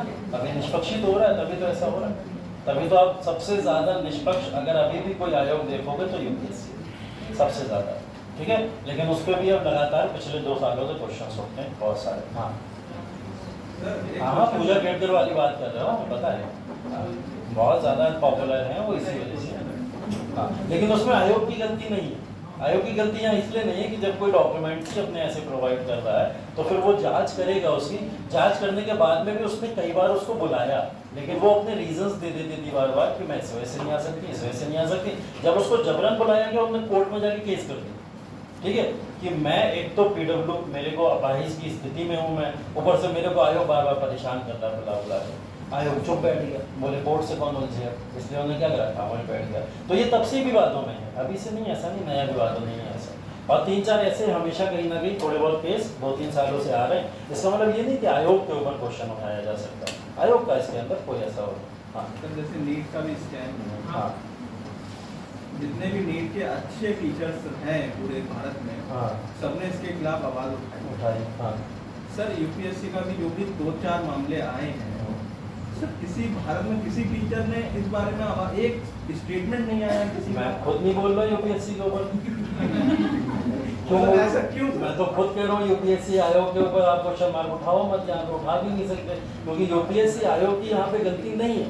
अभी आप इसकी जब पूरी एनालिसिस करोगे तो आपको गलतियाँ दिखेंगी कैंडिडेट कर रहे हैं वहाँ पे बैठ के, और कैंडिडेट इस तरीके इस आधार से आपको वो सारे डॉक्यूमेंट्स दे दे रहे हैं जिनका कोई आधार ही नहीं है। अब वो आधार उन्होंने क्यों बनवा लिया, क्योंकि उनके पिताजी माताजी कहीं ना कहीं सर्विसेज में थे, उसकी उन्होंने पावर का दुरुपयोग करके उस पद को प्राप्त किया। वो बात ठीक है, लेकिन अगर हम केस स्टडी पढ़ते हैं इसकी, फिर अचानक से ही हमारे चेयरमैन का इस्तीफा दे देना क्या इन बातों का करता नहीं है कि इसमें कुछ ना कुछ गड़बड़ था? चीजों को तो बोलना चाहिए। मैं कह रहा हूँ तुम कर लो, ठीक है, लेकिन बोला इसलिए नहीं जा सकता, इस्तीफा दे दिया उन्होंने, जो भी उन्हें लगा हुआ कि गलती रहेगी, मैं चेक नहीं कर पाया सही से, डॉक्यूमेंटेशन नहीं हुआ। इवन मशीन भी 100% एररलेस नहीं होती है ना, मशीन के अंदर भी कुछ त्रुटियां होती है, तो मानव है तो 1-8% निकलेगा, कोई दिक्कत नहीं है। और जिन आयोगों के ऊपर क्वेश्चन उठने चाहिए बहुत सारे, उस पर तो ज़्यादा नहीं उठते हैं लोग, ना उठाते हैं उसके ऊपर। अभी नीट आयोग के ऊपर लगातार बात चल रही थी, सुप्रीम कोर्ट ने भी मना कर दिया, हम एग्जाम नहीं कराएंगे, बोल दिया उसने साफ साफ एग्जाम नहीं कराएंगे। और 25 लाख बच्चा वेट कर रहा है बैठ के कि हम फिर से इस एग्जाम को देंगे, फिर से हमारा। और वो बच्चे आप लोग की बुद्धि से बहुत छोटे हैं, अभी वो 12वीं के बच्चे 11वीं 12वीं के बच्चे हैं और उनके सोचो मेंटल स्टेज के ऊपर कितना नकारात्मक फर्क पड़ता नहीं है सर, उसमें है भी ना? ओवर विभाजित हो गए ना, जो जिनके मार्क्स कम हैं हाँ, वही सोच रहे हैं कि ये एग्जाम है, obvious सी बात है। मार्क्स अच्छे वो चाहते नहीं और है। से बात है, देखो ऐसा होगा एक बच्चे का भी उसके अंदर एग्जाम्पल है और ऐसे अनगिनत एग्जाम्पल है कि वो 12th क्लास में फेल है, ठीक है, उसके 33% नंबर भी नहीं आया और वो नीट में उसके 710 नंबर आया, ठीक है। सर, ऐसे सारा एग्जाम्पल उसका उधर ही था। तो मैं वही कह रहा हूँ, ऐसे एग्जाम्पल्स भी हैं। इवन कई सारे प्रमाण ऐसे भी मिले कि सीधे सीधी कॉपीज और आंसर शीट मिल गई है लोगों के फोन के अंदर आ गई। अब पता नहीं जो भी आधार पे कैंसिल किया गया और डिसीजन किया गया होगा, लेकिन हाँ अगर मैं अभी भी बोलूँ सबसे निष्पक्ष इन सब में कोई है तो वो यूपीएससी ही है। यूपीएससी अभी भी बहुत सारी चीज़ों को देख भाल के आपके सिलेक्शन को लेता है, ऐसे नहीं ले लेता है। बहुत तगड़ा फिल्ट्रेशन होता है, बहुत तगड़ा फिल्ट्रेशन होता है, इतना आसान नहीं है, इसीलिए यूपीएससी में जाना। यूपीएससी में भी आज के समय में 15 लाख लोग हमेशा इंटरेस्टेड होते हैं इस एग्ज़ाम को देने के लिए और 15 लाख में से सिर्फ मात्र 7 से 8 लाख लोग इतनी हिम्मत कर पाते हैं कि एग्ज़ाम सेंटर तक पहुँचे, है ना। और वो 7-8 लाख लोगों में से भी छटा के फाइनल सिलेक्शन होते हुए कितना बच रहा है, मात्र 1000 बच्चा, 1000 से भी कम बचता है फाइनल सिलेक्शन में हो गया। तो सिलेक्शन रेशियो 0.001% इसका, है ना। तो इतने कम परसेंटेज रेशियो में जब सिलेक्शन रेशियो है तो ऑब्वियस सी बात है उसकी फिल्ट्रेशन जो होगी वो थ्योरी कितनी खतरनाक है ना। तो इस वजह से वो एक अच्छा एग्जाम के तौर पर काउंट होता है ना। फिलहाल आगे देखो, लॉर्ड कर्जन,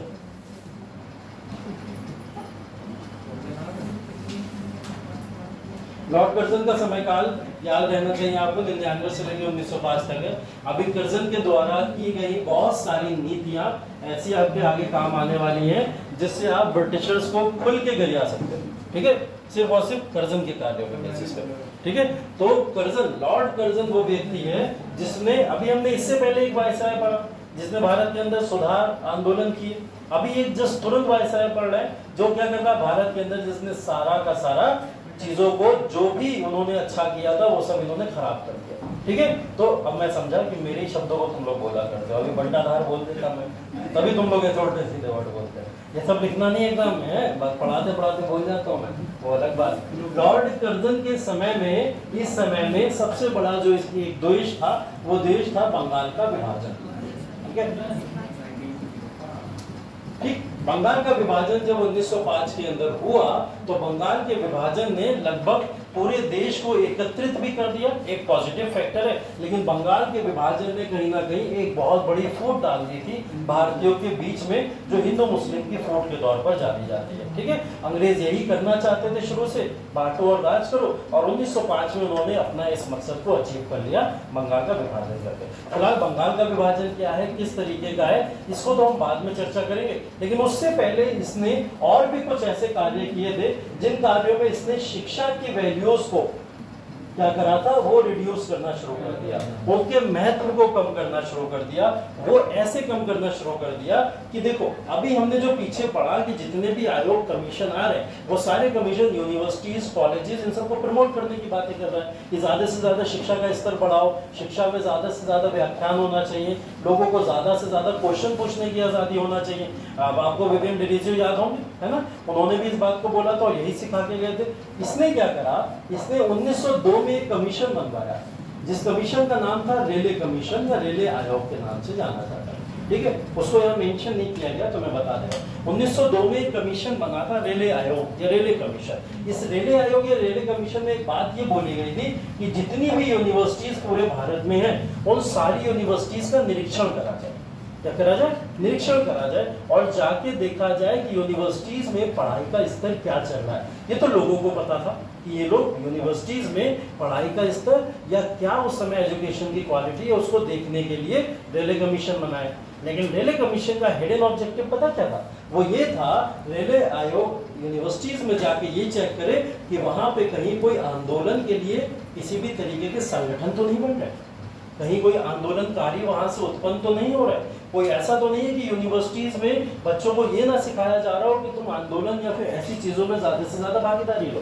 तो ऐसे कमीशन को बना के इन्होंने इन सारी चीजों का पूरी तरीके से फिल्टर कर दिया, और जैसे ही इनको पता चला कि हाँ यूनिवर्सिटीज में जो बच्चे पढ़ रहे हैं उनके दिमाग में ये सोच डेवलप की जा रही है कि अंग्रेज आपके साथ में आर्थिक, सामाजिक, राजनीतिक रूप से बुरा बर्ताव कर रहे हैं और इस बर्ताव के खिलाफ आवाज उठानी चाहिए। ये बात इन्हें रेलवे कमीशन से पता चल गई और रेलवे कमीशन से जैसे ही ये बात पता चली, इसने क्या करा, विश्वविद्यालय आयोग बना दिया 1904 के अंदर। ठीक है, विश्वविद्यालय अधिनियम पारित कर दिया गया 1904 के अंदर और इस विश्वविद्यालय अधिनियम के अंदर कुछ बातों के ऊपर बहुत जोर दिया गया, जिसके अंदर पहली ही चीज यही थी कि यूनिवर्सिटीज का पर्पस सिर्फ और सिर्फ शिक्षा होना चाहिए। क्या होना चाहिए? सिर्फ और सिर्फ शिक्षा होना चाहिए, सिलेबस का डिस्कशन होना चाहिए। शिक्षा के अलावा किसी भी तरीके की कोई गतिविधि अगर वहां पे पाई जाती है तो ऐसी यूनिवर्सिटीज पे तुरंत ताले लगा दिए जाएंगे, उनके ऊपर रोक लगा दी जाएगी। ये था इंडियन यूनिवर्सिटी कमीशन और इसको सीधे तौर पर ऐसा बोला गया कि भारतीय आंदोलनकारी ऐसी गतिविधियों को यूनिवर्सिटीज से ज्यादा बढ़ा रहे थे, तो ऐसे लोगों के ऊपर रोक लगाने के लिए इस कमीशन को लाया गया। 1904 में इन्होंने इसको रोका और 1905 में तुरंत बंगाल का विभाजन कर दिया। अगर ये बंगाल का विभाजन पहले करते तो यही यूनिवर्सिटी वाले रोडों पे आ चुके होते और ये आंदोलन कर रहे होते, ये प्रोटेस्ट कर रहे होते, फिर इनको रोकना मुश्किल हो जाता। लेकिन अब इनके खिलाफ एक कानून बन चुका है, जो भी यूनिवर्सिटी में प्रोटेस्ट करेगा या आंदोलन करने की कोशिश करेगा उसके ऊपर उचित कार्रवाई होगी और अगर उसमें कॉलेज प्रशासन भी जिम्मेदार होगा तो उस यूनिवर्सिटी के ऊपर ताला लगा दिया जाएगा। ऐसा यूनिवर्सिटी कमीशन यहाँ पे आ चुका है। इसके बाद में इन्होंने जब बंगाल का विभाजन किया तो यूनिवर्सिटी के छात्र उतनी अमाउंट में बंगाल के विभाजन में अब पार्टिसिपेट नहीं कर पाए, क्योंकि उनको ये भी डर था कि अभी मेरा डिग्री का फाइनल ईयर है और मुझे निष्कासित कर दिया गया तो मेरी डिग्री अधूरी रह जाएगी, मेरी शिक्षा अधूरी रह जाएगी, है ना। तो इस वजह से कई सारे लोग इससे दूर भी हटते चले गए और आंदोलन का अच्छे तरीके से कहीं ना कहीं नेतृत्व नहीं हो पाया। इस वजह से आगे चल के आप लॉर्ड कर्जन की जो नीति है वो जब हम लोग बंगाल विभाजन या उसके खिलाफ चलने वाले स्वदेशी आंदोलन में पढ़ेंगे तब उसके बारे में इसकी डिटेल में चर्चा करेंगे। फिलहाल शिक्षा की नीति में जो एक सुधार करना चाहिए था वो सुधार तो नहीं था, बल्कि उसका एक अपोजिट मार्ग कह सकते हैं कि इसमें सुधार की जगह और यूनिवर्सिटीज का डिग्रेडेशन करना शुरू कर दिया।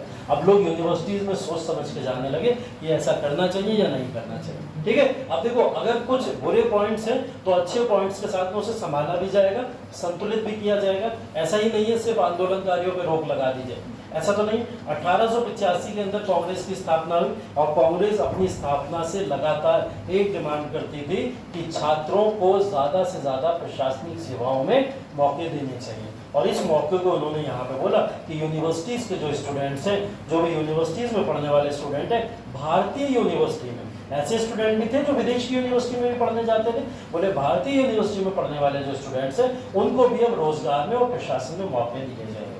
तो इस बेसिस पे अब यूनिवर्सिटी कमीशन का कोई विरोध भी नहीं करेगा, उन्हें तो भाई एक फायदा भी मिल गया। फायदा ये मिल गया कि हमें तो नौकरियां भी मिलेंगी यहाँ से, है ना। तो बैलेंस करना जानते थे ये लोग अच्छे लोग। आंदोलन जो था मतलब यूनिवर्सिटी में नहीं कर सकते थे, बाहर तो कर सकते। हाँ, यूनिवर्सिटी के बाहर आंदोलन हुए नहीं है क्या? कोई नहीं, मतलब यही लोग, हाँ यही लोग कर सकते थे, लेकिन अगर गतिविधियों में पकड़े जाते तो निष्कासित कर दिया जाता। हाँ, तो निष्कासित कर दिया जाता। ठीक है, जैसे तुम अभी देखो ट्रिपल कॉलेज के बाद। इसके बाद देखिए अगला जो है इसमें लॉर्ड हार्डिंग क्या है।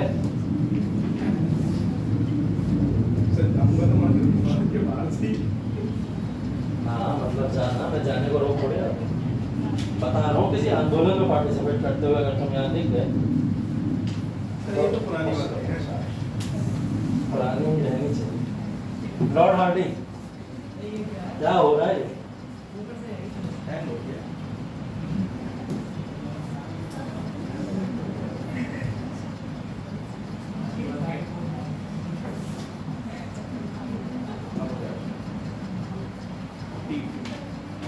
हो जाएगा ना।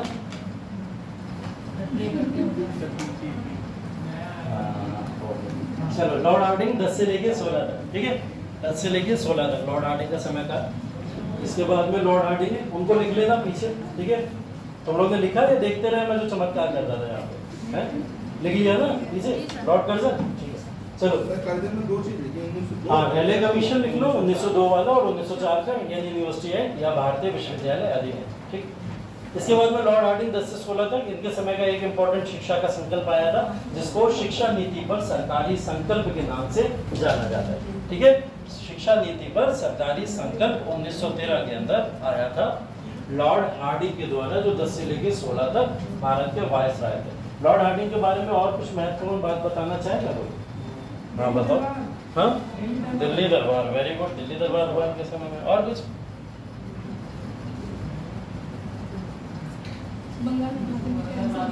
बंगाल विभाजन को कैंसिल किया था। अच्छा, बड़ी बात हो गई। हाँ ठीक है। और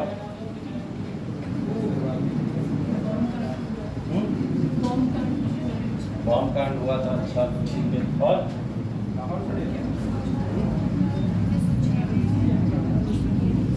लॉर्ड हार्डिंग के समय काल है, बड़ी देर में याद आते तो मैं गांधी जी, यही समस्या तो है। सब याद आ गया तुम लोग को, गांधी जी अब याद आ रहा है। 1917 में आए थे, 16 में आए थे, 14 में आए थे। अच्छा, सब जितने बताए सब गलत बताए थे। हाँ, 1906 में मुस्लिम लीग की भी स्थापना हुई, वो तो 6 में हुई थी, उसकी बात करेंगे हम लोग। अभी 10 से 16 की बात करें। ठीक, 10 से 16 में गांधी जी भारत के अंदर जितने बताए तुमने सब गलत बताया। 1915 में, ठीक है, 9 जनवरी 1915, ठीक है, 9 जनवरी 1915 को गांधी जी भारत आए थे। तो गांधी जी कहाँ टहलने गए थे जो भारत आए थे? कहाँ गए थे? दक्षिण अफ्रीका। क्या करने गए थे? हाँ, दादा अब्दुल्ला का केस लड़ने गए थे। Very good. केस लड़ने गए थे, जमीनी विवाद था दक्षिण अफ्रीका के अंदर, वो लड़ने गए थे। उसके बाद भारत के अंदर लौटे 1915 में। तो गांधी जी बहुत इंपॉर्टेंट है इस समय में, भारत के अंदर आए और गांधी यहाँ से भारत में आए और 1947 तक लगातार भारत की जितने भी राजनीतिक परिवर्तन हुए उस सब में एक व्यक्ति जरूर आ जाता था अपने आप, वो महात्मा गांधी। ठीक है, और ये लॉर्ड हार्डिंग इसलिए पॉपुलर है क्योंकि गांधी जी को कैसरे हिंद की उपाधि इस व्यक्ति ने दी। इसने, लॉर्ड हार्डिंग, गांधी जी को कैसरे हिंद की जो उपाधि मिली है वो देने वाला व्यक्ति लॉर्ड हार्डिंग है, इसलिए ये इंपॉर्टेंट है। ठीक है, तो मैंने इसलिए बोला था कि लॉर्ड हार्डिंग क्यों पॉपुलर है, वो इसीलिए पॉपुलर है क्योंकि इसने गांधी जी को जब भारत के अंदर उन्होंने प्रवेश किया था तो उन्हें कैसरे हिंद की उपाधि से नवाजा था। ठीक है, वो सब क्या है, कैसरे हिंद क्या है, ये सब बातें बाद में करेंगे, शिक्षा की नीति की बातें पहले कर लेते हैं। तो इनके समय में इंपॉर्टेंट फिलहाल यही है। इसके बारे में शिक्षा नीति का जो संकल्प आया, इसके बारे में देख लीजिए कुछ चीजें।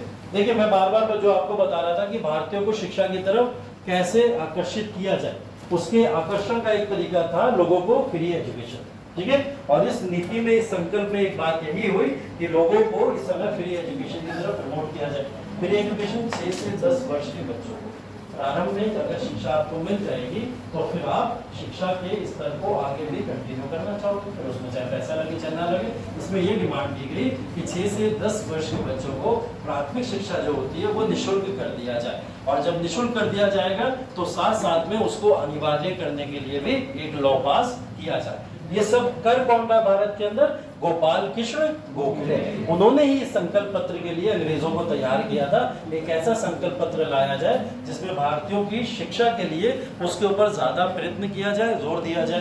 तो उसके बाद में गोपाल कृष्ण गोखले की चर्चाओं के बाद में इस संकल्प पत्र को लाया गया, और उस संकल्प पत्र में जो जो बातें लिखी थी वो पहला पॉइंट आपके सामने क्या है, 6 से 10 वर्ष के बच्चों को फ्री शिक्षा देना और शिक्षा को अनिवार्य बना देना। मतलब शिक्षा आपके लिए कंपलसरी हो जाएगा। कोई भी देश में ये कह के नहीं बच सकता कि हमारे पास तो पैसा नहीं है, हम शिक्षा अपने बच्चे को नहीं दिलाएंगे, या ये कह के नहीं बच सकता मैं अपने बच्चे को शिक्षित ही नहीं करना चाहता, क्या कर लो, है ना? ऐसा होता था, कई बार ऐसा होता था गांव विलेजेस में।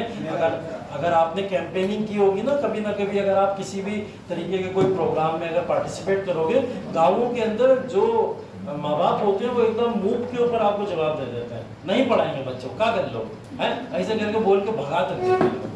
तो आप उनसे नहीं निपट सकते। तो उन्होंने क्या बोला गोपाल कृष्ण गोखले ने कि ऐसा करो कि शिक्षा को कंपलसरी करो, अनिवार्य कर दो। ठीक, गोपाल कृष्ण गोखले हैं कौन? गांधी जी के राजनीतिक गुरु हैं। ठीक है, गांधी जी के राजनीतिक गुरु यही हैं जिन्होंने गांधी जी को राजनीति की पूरी शिक्षा दी थी। ठीक है, अब इस सिद्धांत को मानने से ब्रिटिश सरकार ने तो मना कर दिया।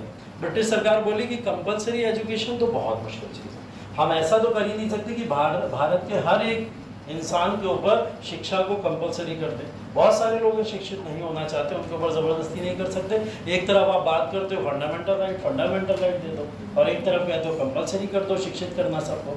तो ऐसा कैसे हो सकता है? दोनों चीज़ों में मेल नहीं है। तो इन्होंने क्या करा, उस बात को तो नकार दिया।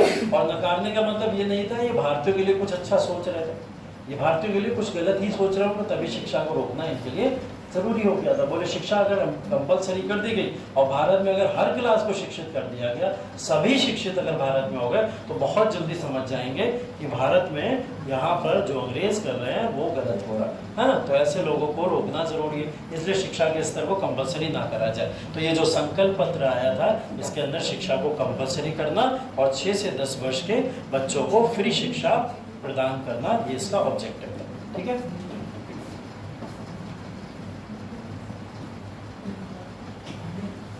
ठीक है। अब इसमें देखो बहुत सारे ऐसे तत्व और भी हैं, उसके ज़्यादा महत्व नहीं है इस समय। बस ये बात ध्यान रखना कि ये वो समय काल है जब 10 से 16 की हम लोग बात करते हैं। तो 10 से 16 में एक इम्पॉर्टेंट चीज़ और हो रही थी दुनिया भर में, विश्व युद्ध। ठीक है, 14 से लेकर 19 तक प्रथम विश्व युद्ध शुरू हो गया था। तो इस विश्व युद्ध के चलते हुए भी इन्होंने इस बात को नकार दिया था कि हम शिक्षा के ऊपर अभी ज़्यादा ध्यान नहीं दे सकते, हमारा ध्यान कहाँ है अभी? विश्व युद्ध की तरफ। ठीक है, तो एक कारण ये भी आप इसके अंदर ले सकते हैं। लॉर्ड चैम्सफोर्ड के समय में 16 से 21, ठीक है, यही लिख के आना तुम है। सैडलर आयो, जैसे याद रखो तुम, याद रखो, अच्छी बात है, जैसे याद रखो। सैडलर आयो 1917।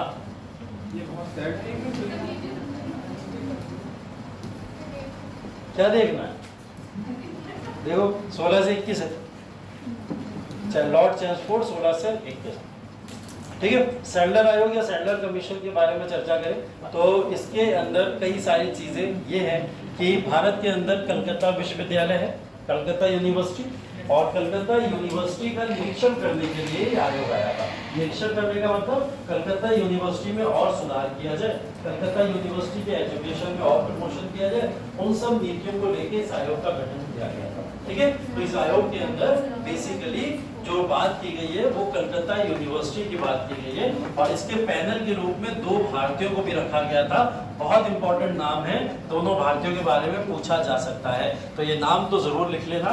इसमें डॉक्टर जियाउद्दीन अहमद और आशुतोष मुखर्जी, ये 2 व्यक्ति इसके अंदर इंपॉर्टेंट हैं जिन्होंने इस कमीशन में पार्टिसिपेट किया था। ठीक है, तो ये कमीशन एक पार्ट है कहीं ना कहीं जिसने भारत के अंदर बेसिकली कलकत्ता यूनिवर्सिटी की समस्याओं या फिर उनके अंदर सुधार को लेकर इस आयोग का गठन किया गया। लेकिन सैडलर आयोग बोला सिर्फ कलकत्ता यूनिवर्सिटी पे बात नहीं करेंगे, भारत की और भी तमाम यूनिवर्सिटीज का भी आकलन करेंगे कि उनके अंदर भी शिक्षा के सुधार में क्या क्या चीजें जरूरी है। तो इन्होंने उस समय में उन शिक्षा के सुधार की भी बातें की हैं।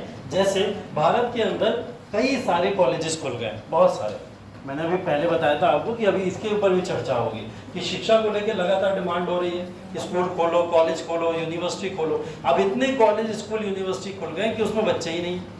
ठीक है, तो वो बच्चे वहाँ पे नहीं पहुँच पा रहे हैं। एक तो ये है कि बच्चों को बढ़ा दो, तभी गोखले बोल रहे हैं वहाँ पे कंपलसरी कर दो एजुकेशन, सारे कॉलेजेस में बढ़ जाएंगे। दूसरा इसका ऑप्शन क्या हो सकता था? दूसरा ऑप्शन ये हो सकता था कि जो स्कूल्स, कॉलेजेस क्वालिटी प्रोवाइड कर रहे हैं ऐसे स्कूल कॉलेजेस को रखा जाए, और अन्यथा सारे स्कूल कॉलेजेस के ऊपर बैन लगा दिया जाए, उनको बंद कर दिया जाए, क्लोज कर दिया जाए। तो ऐसे स्कूल कॉलेजेस की समीक्षा भी करी गई इसके द्वारा। तो ये सैडलर कमीशन इसलिए आया था, कलकत्ता यूनिवर्सिटी और साथ के और यूनिवर्सिटी कॉलेजेस या स्कूल्स की समीक्षा की जा सके कि वहाँ पे किस तरीके के प्रावधान होने चाहिए। ठीक है, जितने इंपॉर्टेंट शिक्षा सुधार थे वो आप लोग पीछे पढ़ चुके हो, और सबसे इंपॉर्टेंट उसमें 2 ही हैं, हंटर कमीशन और वुड डिस्पैच। यही क्वेश्चन बार बार पूछा जाता है, बार बार किसी ना किसी फॉर्म में। ये सब इसलिए बता रहा हूँ, ये मेंस में काम आ जाएंगे आपके। जब आप आंसर राइटिंग भारत की शिक्षा नीति लिखोगे तो सब में इन सारी चीज़ों को मेंशन कर देना कि कौन सा आयोग आया और किस ऑब्जेक्टिव के साथ में आया, इतना पता होना आपको जरूरी है। ठीक है, जैसे सैडलर कमीशन आया, किसके समय काल में आया, किस समय में आया, और किसके ऑब्जेक्टिव, कौन से ऑब्जेक्टिव के साथ में ये आया था। ठीक है, अब इसमें 2 भारतीय हैं, उन भारतीयों के बारे में भी आपको पता होना चाहिए कि कौन भारतीय इसके अंदर पार्टिसिपेट करे। ठीक है,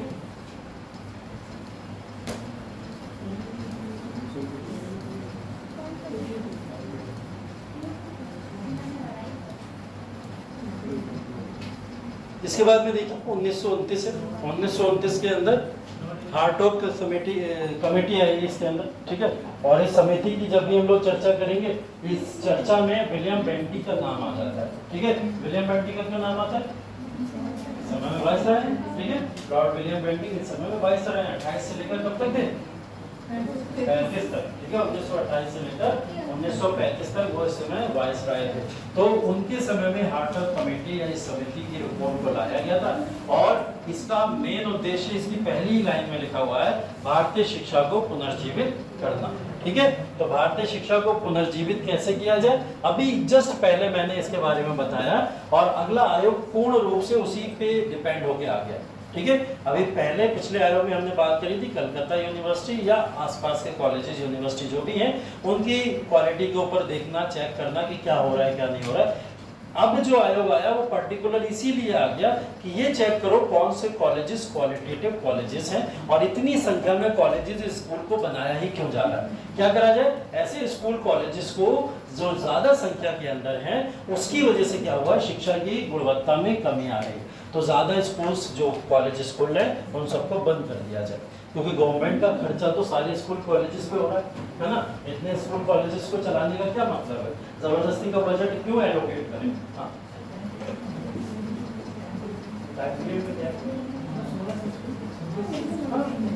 इम्पोर्टेंट ही पढ़ा लो, सारे नहीं पढ़ते ना, अगर सारे पढ़ाने लग जाओ तो शिक्षा नीतियाँ ही पढ़ते रहे, है ना।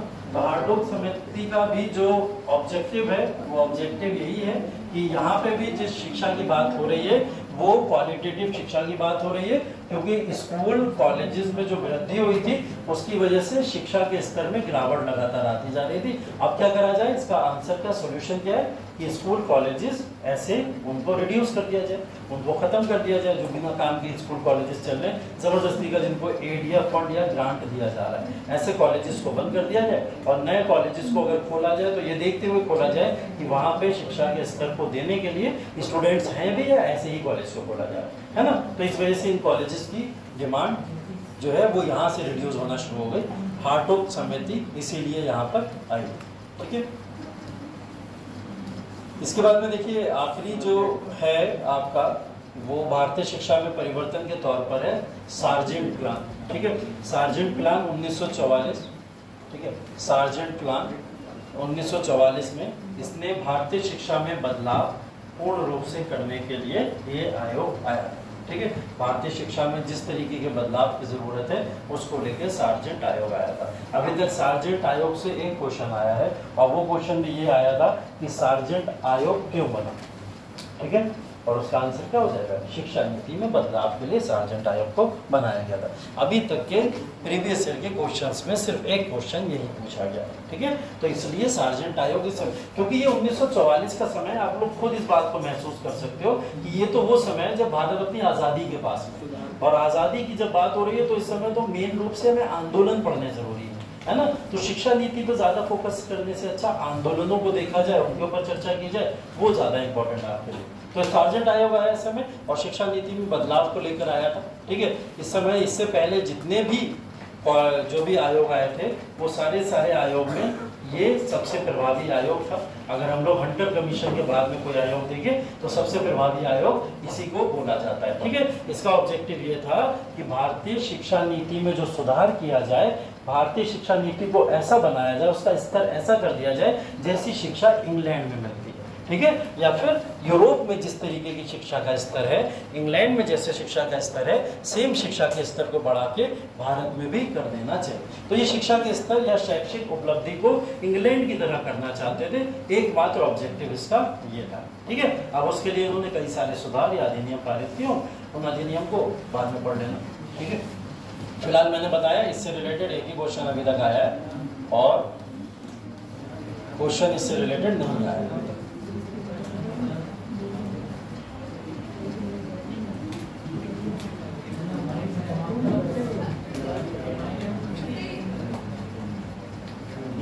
रुको जरा, सबर करो।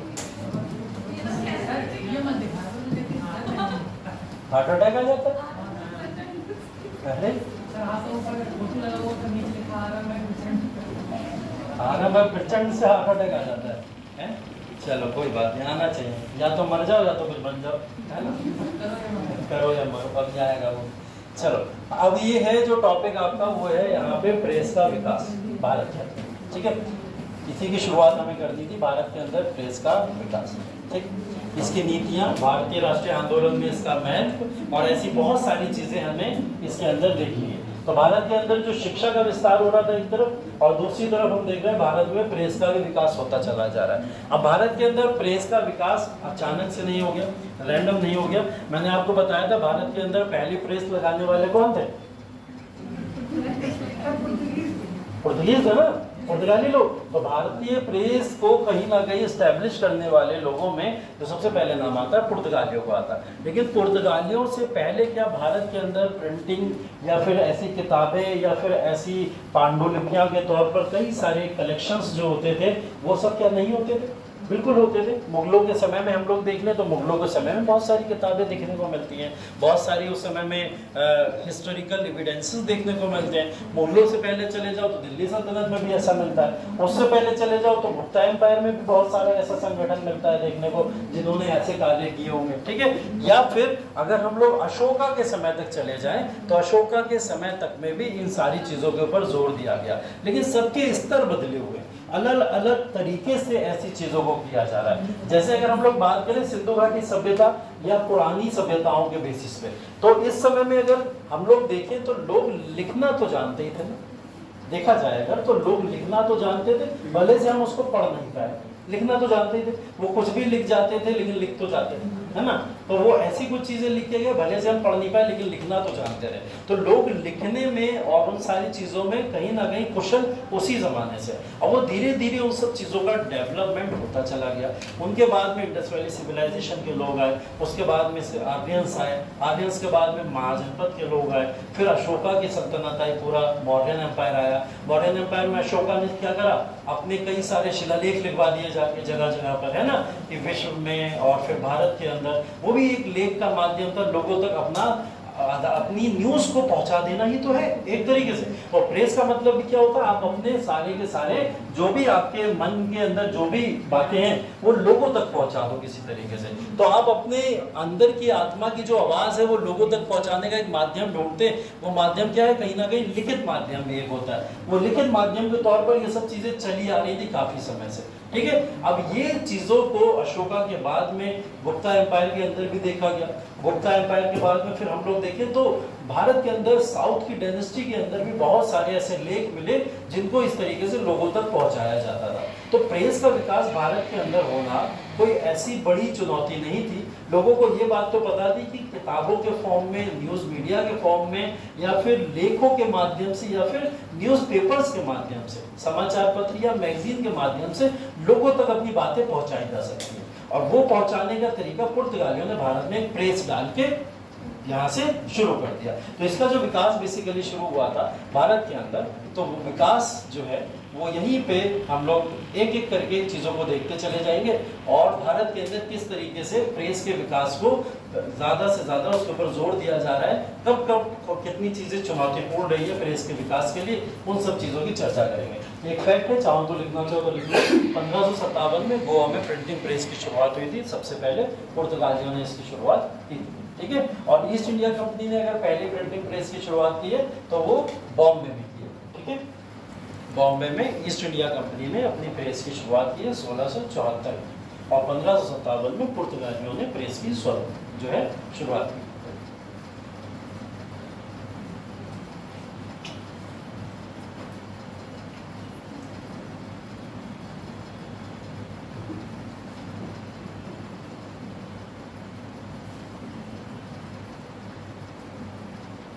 हेडिंग यही डाल लेना जो ऊपर पड़ी हुई है, ठीक है। भारत में प्रेस का विकास, नीतियां, भारतीय राष्ट्रीय आंदोलन में भूमिका, ठीक है। और श्रमिक वर्ग आंदोलन छोड़ दो, वो तो कल ही पढ़ाएंगे, तो उसके बारे में कल चर्चा करेंगे। फिलहाल अभी भारत में प्रेस का विकास, नीतियां, भारतीय राष्ट्रीय आंदोलन में क्या महत्व रहा है इनका या क्या भूमिका रही है, उसके ऊपर चर्चा करेंगे आपसे। तो तुम मान जाओ, कोई तो मानो या दोनों जानवर हैं। चलो ठीक है। पहला मैं तो शेयर पहला देखो प्रेस सेंसरशिप अधिनियम 1799, ठीक है। प्रेस का भारत के अंदर विकास हो चुका है। जिस तरीके से हम लोग बात कर रहे हैं, प्रेस को लेकर लगातार मूवमेंट चलते थे भारत में और काफी समय तक चलते आए थे। शिक्षा के विस्तार की जब हम लोग पीछे बात कर रहे थे तो उसमें प्रेस की एक बहुत बड़ी भूमिका है कि प्रेस के माध्यम से लगातार शिक्षा की तरफ लोगों को आकर्षित किया जा रहा था या उसको बुलाया जा रहा था कि लोग आए, ज्यादा से ज्यादा शिक्षा में पार्टिसिपेट करें। ये सब प्रेस के माध्यम से ही हो रहा था। और भारत के अंदर जो भी राष्ट्रीय आंदोलन चल रहे थे, जो शुरू हो चुके थे लगभग, अगर हम लोग 1799 देखें तो इस समय से भारत के अंदर भारतीय राष्ट्रीय आंदोलन का कुछ ना कुछ तत्व तो फूट चुका था। जैसे कुछ जो हमारे क्षेत्रीय शक्तियां थी, उन क्षेत्रीय शक्तियों ने राष्ट्रीय आंदोलन में तो नहीं लेकिन अपने क्षेत्रीय आंदोलन में पार्टिसिपेट करना शुरू कर दिया था। मतलब जैसे मैसूर को कोई बचाना चाहता है तो उसके लिए वो लड़ेगा, बंगाल को कोई बचाना चाहता तो उसके लिए वो लड़ता। वो उन्हीं के लिए वही राष्ट्रवाद था, अपने अपने रीजन को बचा लेना। तो उस समय में लोग अंग्रेजों की मुखालफत करने के लिए प्रिंटिंग मीडिया या ऐसी तमाम चीजों में अपने कई सारे लेख लिखा करते थे। उसी समय में 1799 में यहाँ पे लॉर्ड वेलेस्ली ने यहाँ पर शुरुआत की थी प्रेस मीडिया के ऊपर सेंसरशिप लगाने की। और इससे पहले ये काम हेस्टिंग भी कर चुके थे कहीं ना कहीं, क्योंकि इन लोग को ये लगा था हमने भारत में प्रेस की स्वतंत्रता देके गलती कर दी। क्योंकि इसके अंदर होता क्या है कि जो भी अधिनियम हम पारित करने की बात करते हैं उस अधिनियम की आलोचना होनी शुरू हो जाती है। जैसे इस समय में एक एक्ट आया था 1773 का रेगुलेटिंग एक्ट, सुना होगा उसके बारे में आपने, है ना। तो 1773 में जब रेगुलेटिंग एक्ट आया, उस रेगुलेटिंग एक्ट में वॉरेन हेस्टिंग का योगदान था लाने के लिए, लेकिन उसकी आलोचना होनी शुरू हो गई भारत के अंदर कि अंग्रेज भारत के अंदर आके अपना कब्जा वहां पे प्रशासनिक तौर पर लागू करना चाहते हैं, इसलिए इसकी आलोचना की जाए। तो ये सारी चीजें देख के वॉरेन हेस्टिंग ने सेंसरशिप लगाना शुरू कर दी। सेंसरशिप का मतलब रोक लगाना होता है, ठीक है, तो रोक लगा देना होता है। तो यहाँ पे फिर वेलेस्ली ने अपने समय काल के अंदर ऐसी चीजों को करना शुरू कर दिया। क्यों? क्योंकि वेलेस्ली के समय में आपने देखा था एक बहुत बड़ी संधि आई थी, कौन सी? सहायक संधि, ठीक है। सहायक संधि की जब हम लोग बात करते हैं तो सब्सिडियरी अलायंस बोलते हैं जिसको। उस संधि को जब यहाँ पे लाया गया, उस संधि के अंदर मैं आपको बहुत सारी नकारात्मकताएं बता चुका हूँ कि उसके अंदर निगेटिव चीजें क्या थी कि भारतीय लोग अपना वहन करेंगे तब जाके उन्हें आर्मी मिलेगी और वो उनकी सुरक्षा करेगी। आधा पार्टिसिपेशन पूरा का पूरा उठा के किसको देना पड़ेगा? अंग्रेजों को देना पड़ेगा। और बिना भारतीयों की मर्जी से ऐसे कार्य हो रहे थे, तो इसकी आलोचना होनी तो तय थी। और ये आलोचना हुआ करती थी न्यूज़पेपर, मैगजीन्स या जो भी उस समय प्रिंटिंग मीडिया के माध्यम से जो भी लेख छपा करते थे, है ना। तो इस सब के लिए जब विरोध होना शुरू हुए, उसी समय में प्रेस सेंसरशिप अधिनियम आया 1799 के अंदर, जिसने भारतीयों के ऊपर तो रोक लगाई, साथ ही साथ अन्य विदेशी पावर के ऊपर भी रोक लगा दी। जैसे अंग्रेजों को डाउनग्रेड करने के लिए फ्रांसीसी भी तो कुछ छापेंगे कि भाई अंग्रेज बेकार कर रहे हैं, गलत कर रहे हैं भारतीयों के साथ में, तो उसको लेके फ्रांसीसी कुछ छापना शुरू कर देते थे। तो इन्होंने क्या करा, वो रोक लगाई जिससे फ्रांसीसियों के ऊपर भी वो एप्लीकेबल होती थी, ठीक है। तो पहला अधिनियम जो पारित हुआ था इस समय वो हुआ है प्रेस सेंसरशिप अधिनियम 1799, जो किसके द्वारा किया गया? लॉर्ड वेलेस्ली के द्वारा, ठीक है। इससे पहले वॉरेन हेस्टिंग ने भी इसको लेकर कई सारे कठोर प्रयास किए थे, लेकिन ये अधिनियम पारित कौन कर रहा है? लॉर्ड वेलेस्ली कर रहा है। क्यों पारित किया जा रहा है? भारतीयों की विचारधाराओं को या अंग्रेजों की जो आलोचनाएं हो रही हैं उनको दबाने के लिए किया जा रहा है। अब तक सिर्फ भारतीयों पे लागू होता था ये नहीं, ये अन्य यूरोपीय पावर पे भी लागू होता था। इस एक्ट में इतना ही जानना था, लिख लो इसको। ब्रिटिश के लिए जो अधिनियम आते थे इनको दबाने के लिए पहले पालगरों की महत्वपूर्ण भूमिका रहती है। पालगर कहते थे। हाँ हाँ, पॉलिगर की बात कर रहा हूँ। नहीं, हाँ, जो मतलब एक छोटी जैसे बड़ी होती है हैदराबाद रियासत बनती थी, हाँ, तो उसमें छोटे जो गाँव आते थे, हाँ, तो जैसे कि 6 गाँव मिलाकर एक पालगर बोला। अच्छा, हाँ, देखो हर किसी का महत्व है, लेकिन हर किसी के महत्व को डिस्कस तो नहीं किया जा सकता ना। मतलब ये बोलते थे कि पालगरों ने भी अंग्रेजी ब्रिटिश जो गवर्नर आते थे उनको कईयों को तो मार दिया गया। बिल्कुल बिल्कुल, ऐसे बहुत सारे, अभी आपको बहुत सारे क्रांतिकारी आंदोलन छोटे छोटे छिटपुट देखने को मिलेंगे, लेकिन वो आंदोलन वो ज़्यादा पॉपुलर हो जाते थे, उसमें भी मीडिया का रोल है। अब मीडिया जिस समय जिसको ज़्यादा ग्लोरीफाई कर दे रहा है उस समय ऐसी चीज़ें ज़्यादा दिखना शुरू हो जाती थी और उनको आज के आज पार्ट दे दिया गया, ठीक है।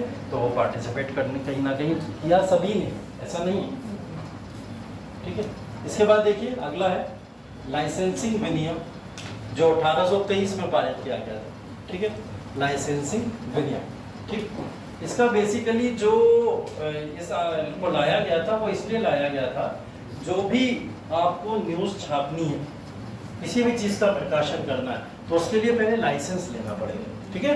अभी तक बिना लाइसेंस के ये सब चीज़ें चला करती थी। अगर अब आपको कोई न्यूज़ छापनी है हमसे परमिशन लेनी पड़ेगी, और परमिशन लेने का मतलब था लाइसेंस प्राप्त करना, और अगर लाइसेंस आपको मिल जाएगा तब आप इस चीज़ को अपने मीडिया में या फिर रिपोर्ट्स में छाप सकते हो या कोई लिख सकते हो, ठीक है। तो राजा राम मोहन राय इस समय में थे और उन्होंने इस सारी चीज़ों को पूर्ण रूप से खारिज करने के लिए डिमांड की और इसका विरोध भी किया था। क्यों विरोध किया था? क्योंकि राजा राम मोहन राय खुद अपनी पत्रिकाएं लिखते थे, इस समय न्यूज़पेपर्स लिखते थे, और वो हर एक चीज़ के लिए परमिशन लेने जाए बार-बार अंग्रेजों से, ये तो कहीं ना कहीं उनके साथ में गलत होगा, है ना। तो इन्होंने क्या करा, इसको लेके कोर्ट में भी केस किया, लेकिन कोर्ट में उनके केस को खारिज कर दिया गया, क्योंकि कोर्ट भी किसका, अंग्रेजों का। तो और ऐसी बात है, उनके केस को खारिज कर दिया। हाँ ठीक है, तो ये भी अधिनियम खारिज कर दिया गया, मतलब ये विनियम आयोग इस समय लागू कर दिया गया।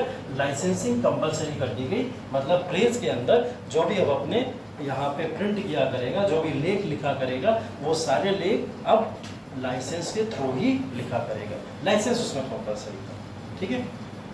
इसके बाद मेटकाफ प्रेस अधिनियम 1835, ठीक। चार्ल्स मेटकाफ, और चार्ल्स मेटकाफ से रिलेटेड एक क्वेश्चन पूछा गया था, who is known as the liberator of press, मतलब भारत के अंदर प्रेस की स्वतंत्रता के लिए किसको जाना जाता है, तो वो लॉर्ड मेटकाफ का नाम उसके अंदर आता है हमेशा। तो लॉर्ड मेटकाफ वो व्यक्ति हैं जो भारत के इस समय गवर्नर जनरल भी रहे थे, ठीक है, और गवर्नर जनरल रहने के दौरान इन्होंने भारत की प्रेस की स्वतंत्रता दी थी। अभी आपने देखा ऊपर 1823 का विनियम आया था, उस विनियम को इन्होंने आगे क्या करा, खारिज कर दिया। उन्होंने बोला लाइसेंस कंपलसरी नहीं है, आप लोग फ्री हो, आप जो भी लेख छापना चाहते हो छाप सकते हो, इसलिए इनको क्या बोला जाता है, मुक्तिदाता। हाँ, मुक्तिदाता या स्वतंत्र करने वाले प्रेस को ये लॉर्ड चार्ल्स मेटकाफ, ठीक है। तो मेटकाफ प्रेस अधिनियम आया था 1835 में। अगला प्रेस का विकास आप इसके तौर पर देख सकते हो, ठीक। इसके बाद में 1857 का लाइसेंसिंग अधिनियम, अगेन फिर एक लाइसेंसिंग अधिनियम आया, और वो कब आया, 1857 में। क्यों आया होगा 57 में? 57 का विद्रोह, 57 का विद्रोह अगर हुआ तो वो कहीं ना कहीं जितने भी लेख लोग प्राप्त कर रहे थे, है ना, जो जितने भी सारे के सारे लोग यहाँ कलेक्ट हो पाए, वो कलेक्शन का कारण ही यही था कि लोगों को लेखों के माध्यम से, प्रेस के माध्यम से सारी सूचना मिलती थी। उन्हें पता चलता था कि अब 57 के विद्रोह को चलाना कैसे है, 57 के विद्रोह में पार्टिसिपेशन करने के लिए हमें करना क्या है, ऐसी तमाम चीज़ों को कहीं ना कहीं यहाँ पे रखा जाता था। इसलिए ये कहीं जो है लाइसेंसिंग अधिनियम यहाँ पे देखा जा रहा है। इस लाइसेंसिंग अधिनियम को लागू इसलिए किया गया कि प्रेस की स्वतंत्रता के ऊपर रोक अगेन फिर से लगा दी जाए। तो 57 में ये रोक लगा दी गई, किसने लगाई होगी, लॉर्ड कैनिंग ने लगाई होगी, ठीक है। उसके बारे में आप लोग जानते हैं, लॉर्ड कैनिंग के बारे में, ठीक है। इसके बाद में वर्नाकुलर प्रेस एक्ट और ऐसे एक्ट हम लोग बाद में डिस्कशन करेंगे। अभी फिलहाल एक क्वेश्चन लिख लो, जो हम लोग ने क्वेश्चन पढ़ लिया था अभी तक, टॉपिक पढ़ लिया था उससे रिलेटेड।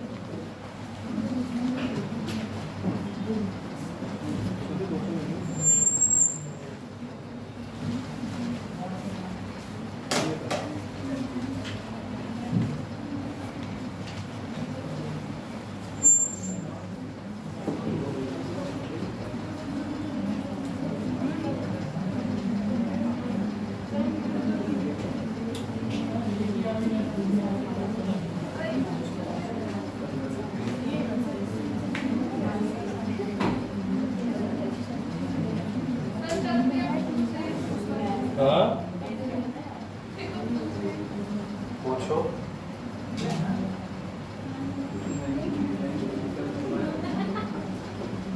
क्या हो गया इसमें?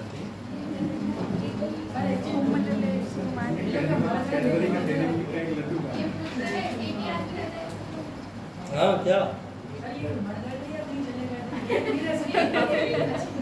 कौन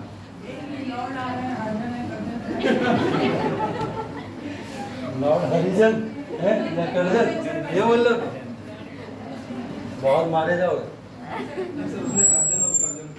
अच्छा, ये जो तुम पूछ रहे हो क्वेश्चन, जितने भी लॉर्ड्स आते गए, या टाइटल के बारे में पूछना चाह रहा हूँ, है ये जो लॉर्ड्स लग रहे हैं सारे के सारे नाम के आगे, ये एक उपाधि होती है, ठीक है। उपाधि का मतलब मैंने बोला था पहले, टाइटल्स उपाधि देना लोगों को अलाउ था, वो हर तरीके की उपाधि और टाइटल दे सकते थे। तो ऐसी उपाधि टाइटल इनको दिए जा रहे हैं। सबके आगे लॉर्ड इसलिए लग रहा है सम्मान के लिए, उनको सम्मानित करने के लिए लॉर्ड लगाते हैं। जैसे आज के समय में इंडियन जुडिशरी सिस्टम में जो जज होता है उसको माय लॉर्ड के नाम से बोला जाता है, मतलब सम्मान देने के लिए बेसिकली यहाँ पे बोला जाता है। ठीक है, हाँ आ रहे हैं बस, हाँ हाँ आ रहे हैं, हाँ आ रहे हैं। ठीक, क्वेश्चन लिखो। भारतीय आधुनिक शिक्षा, भारतीय आधुनिक शिक्षा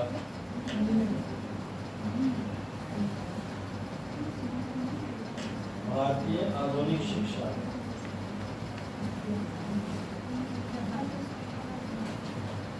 के परिचय, भारतीय आधुनिक शिक्षा के परिचय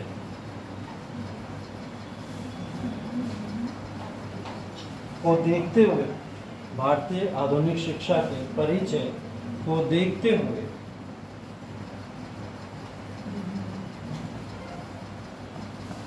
भारतीय शिक्षा नीति, भारतीय शिक्षा नीति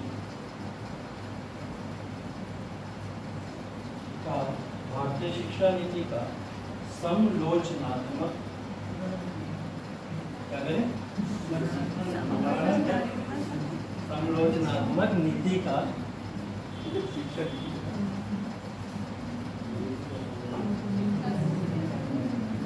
वर्णन करें, समालोचनात्मक नीति का वर्णन करें। हाँ, समालोचनात्मक ये शब्द जो यहाँ पे यूज हुआ, पहली चीज तो परिचय जो मैंने बोला, परिचय से ये समझ लो कि आधुनिक शिक्षा के परिचय की जब बात हो रही है तो अंग्रेजों की शिक्षा पे जाना, यहीं से शुरुआत हुई है आधुनिक शिक्षा की। और समालोचनात्मक वर्णन का मतलब ये हो गया, आप उसके पॉजिटिव पॉइंट्स भी लिखेंगे और उसके निगेटिव पॉइंट्स भी लिखेंगे, तो कुछ पॉजिटिव्स लिखो और कुछ निगेटिव्स लिखो, ठीक है, उसके बाद में इसको खत्म कर दो।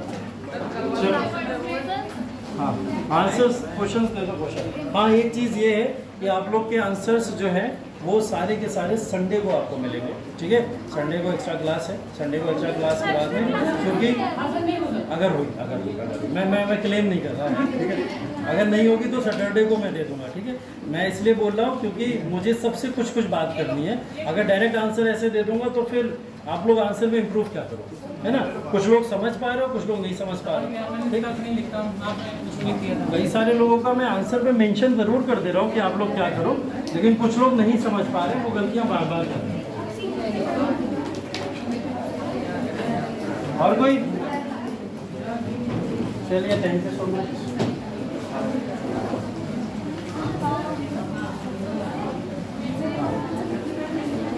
ये बोला ये 150 वर्ड्स का आंसर है जो आज का।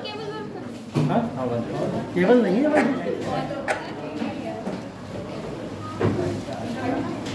छोटा सा ये भी तो प्रैक्टिस करो, छोटे आंसर कैसे लिखना।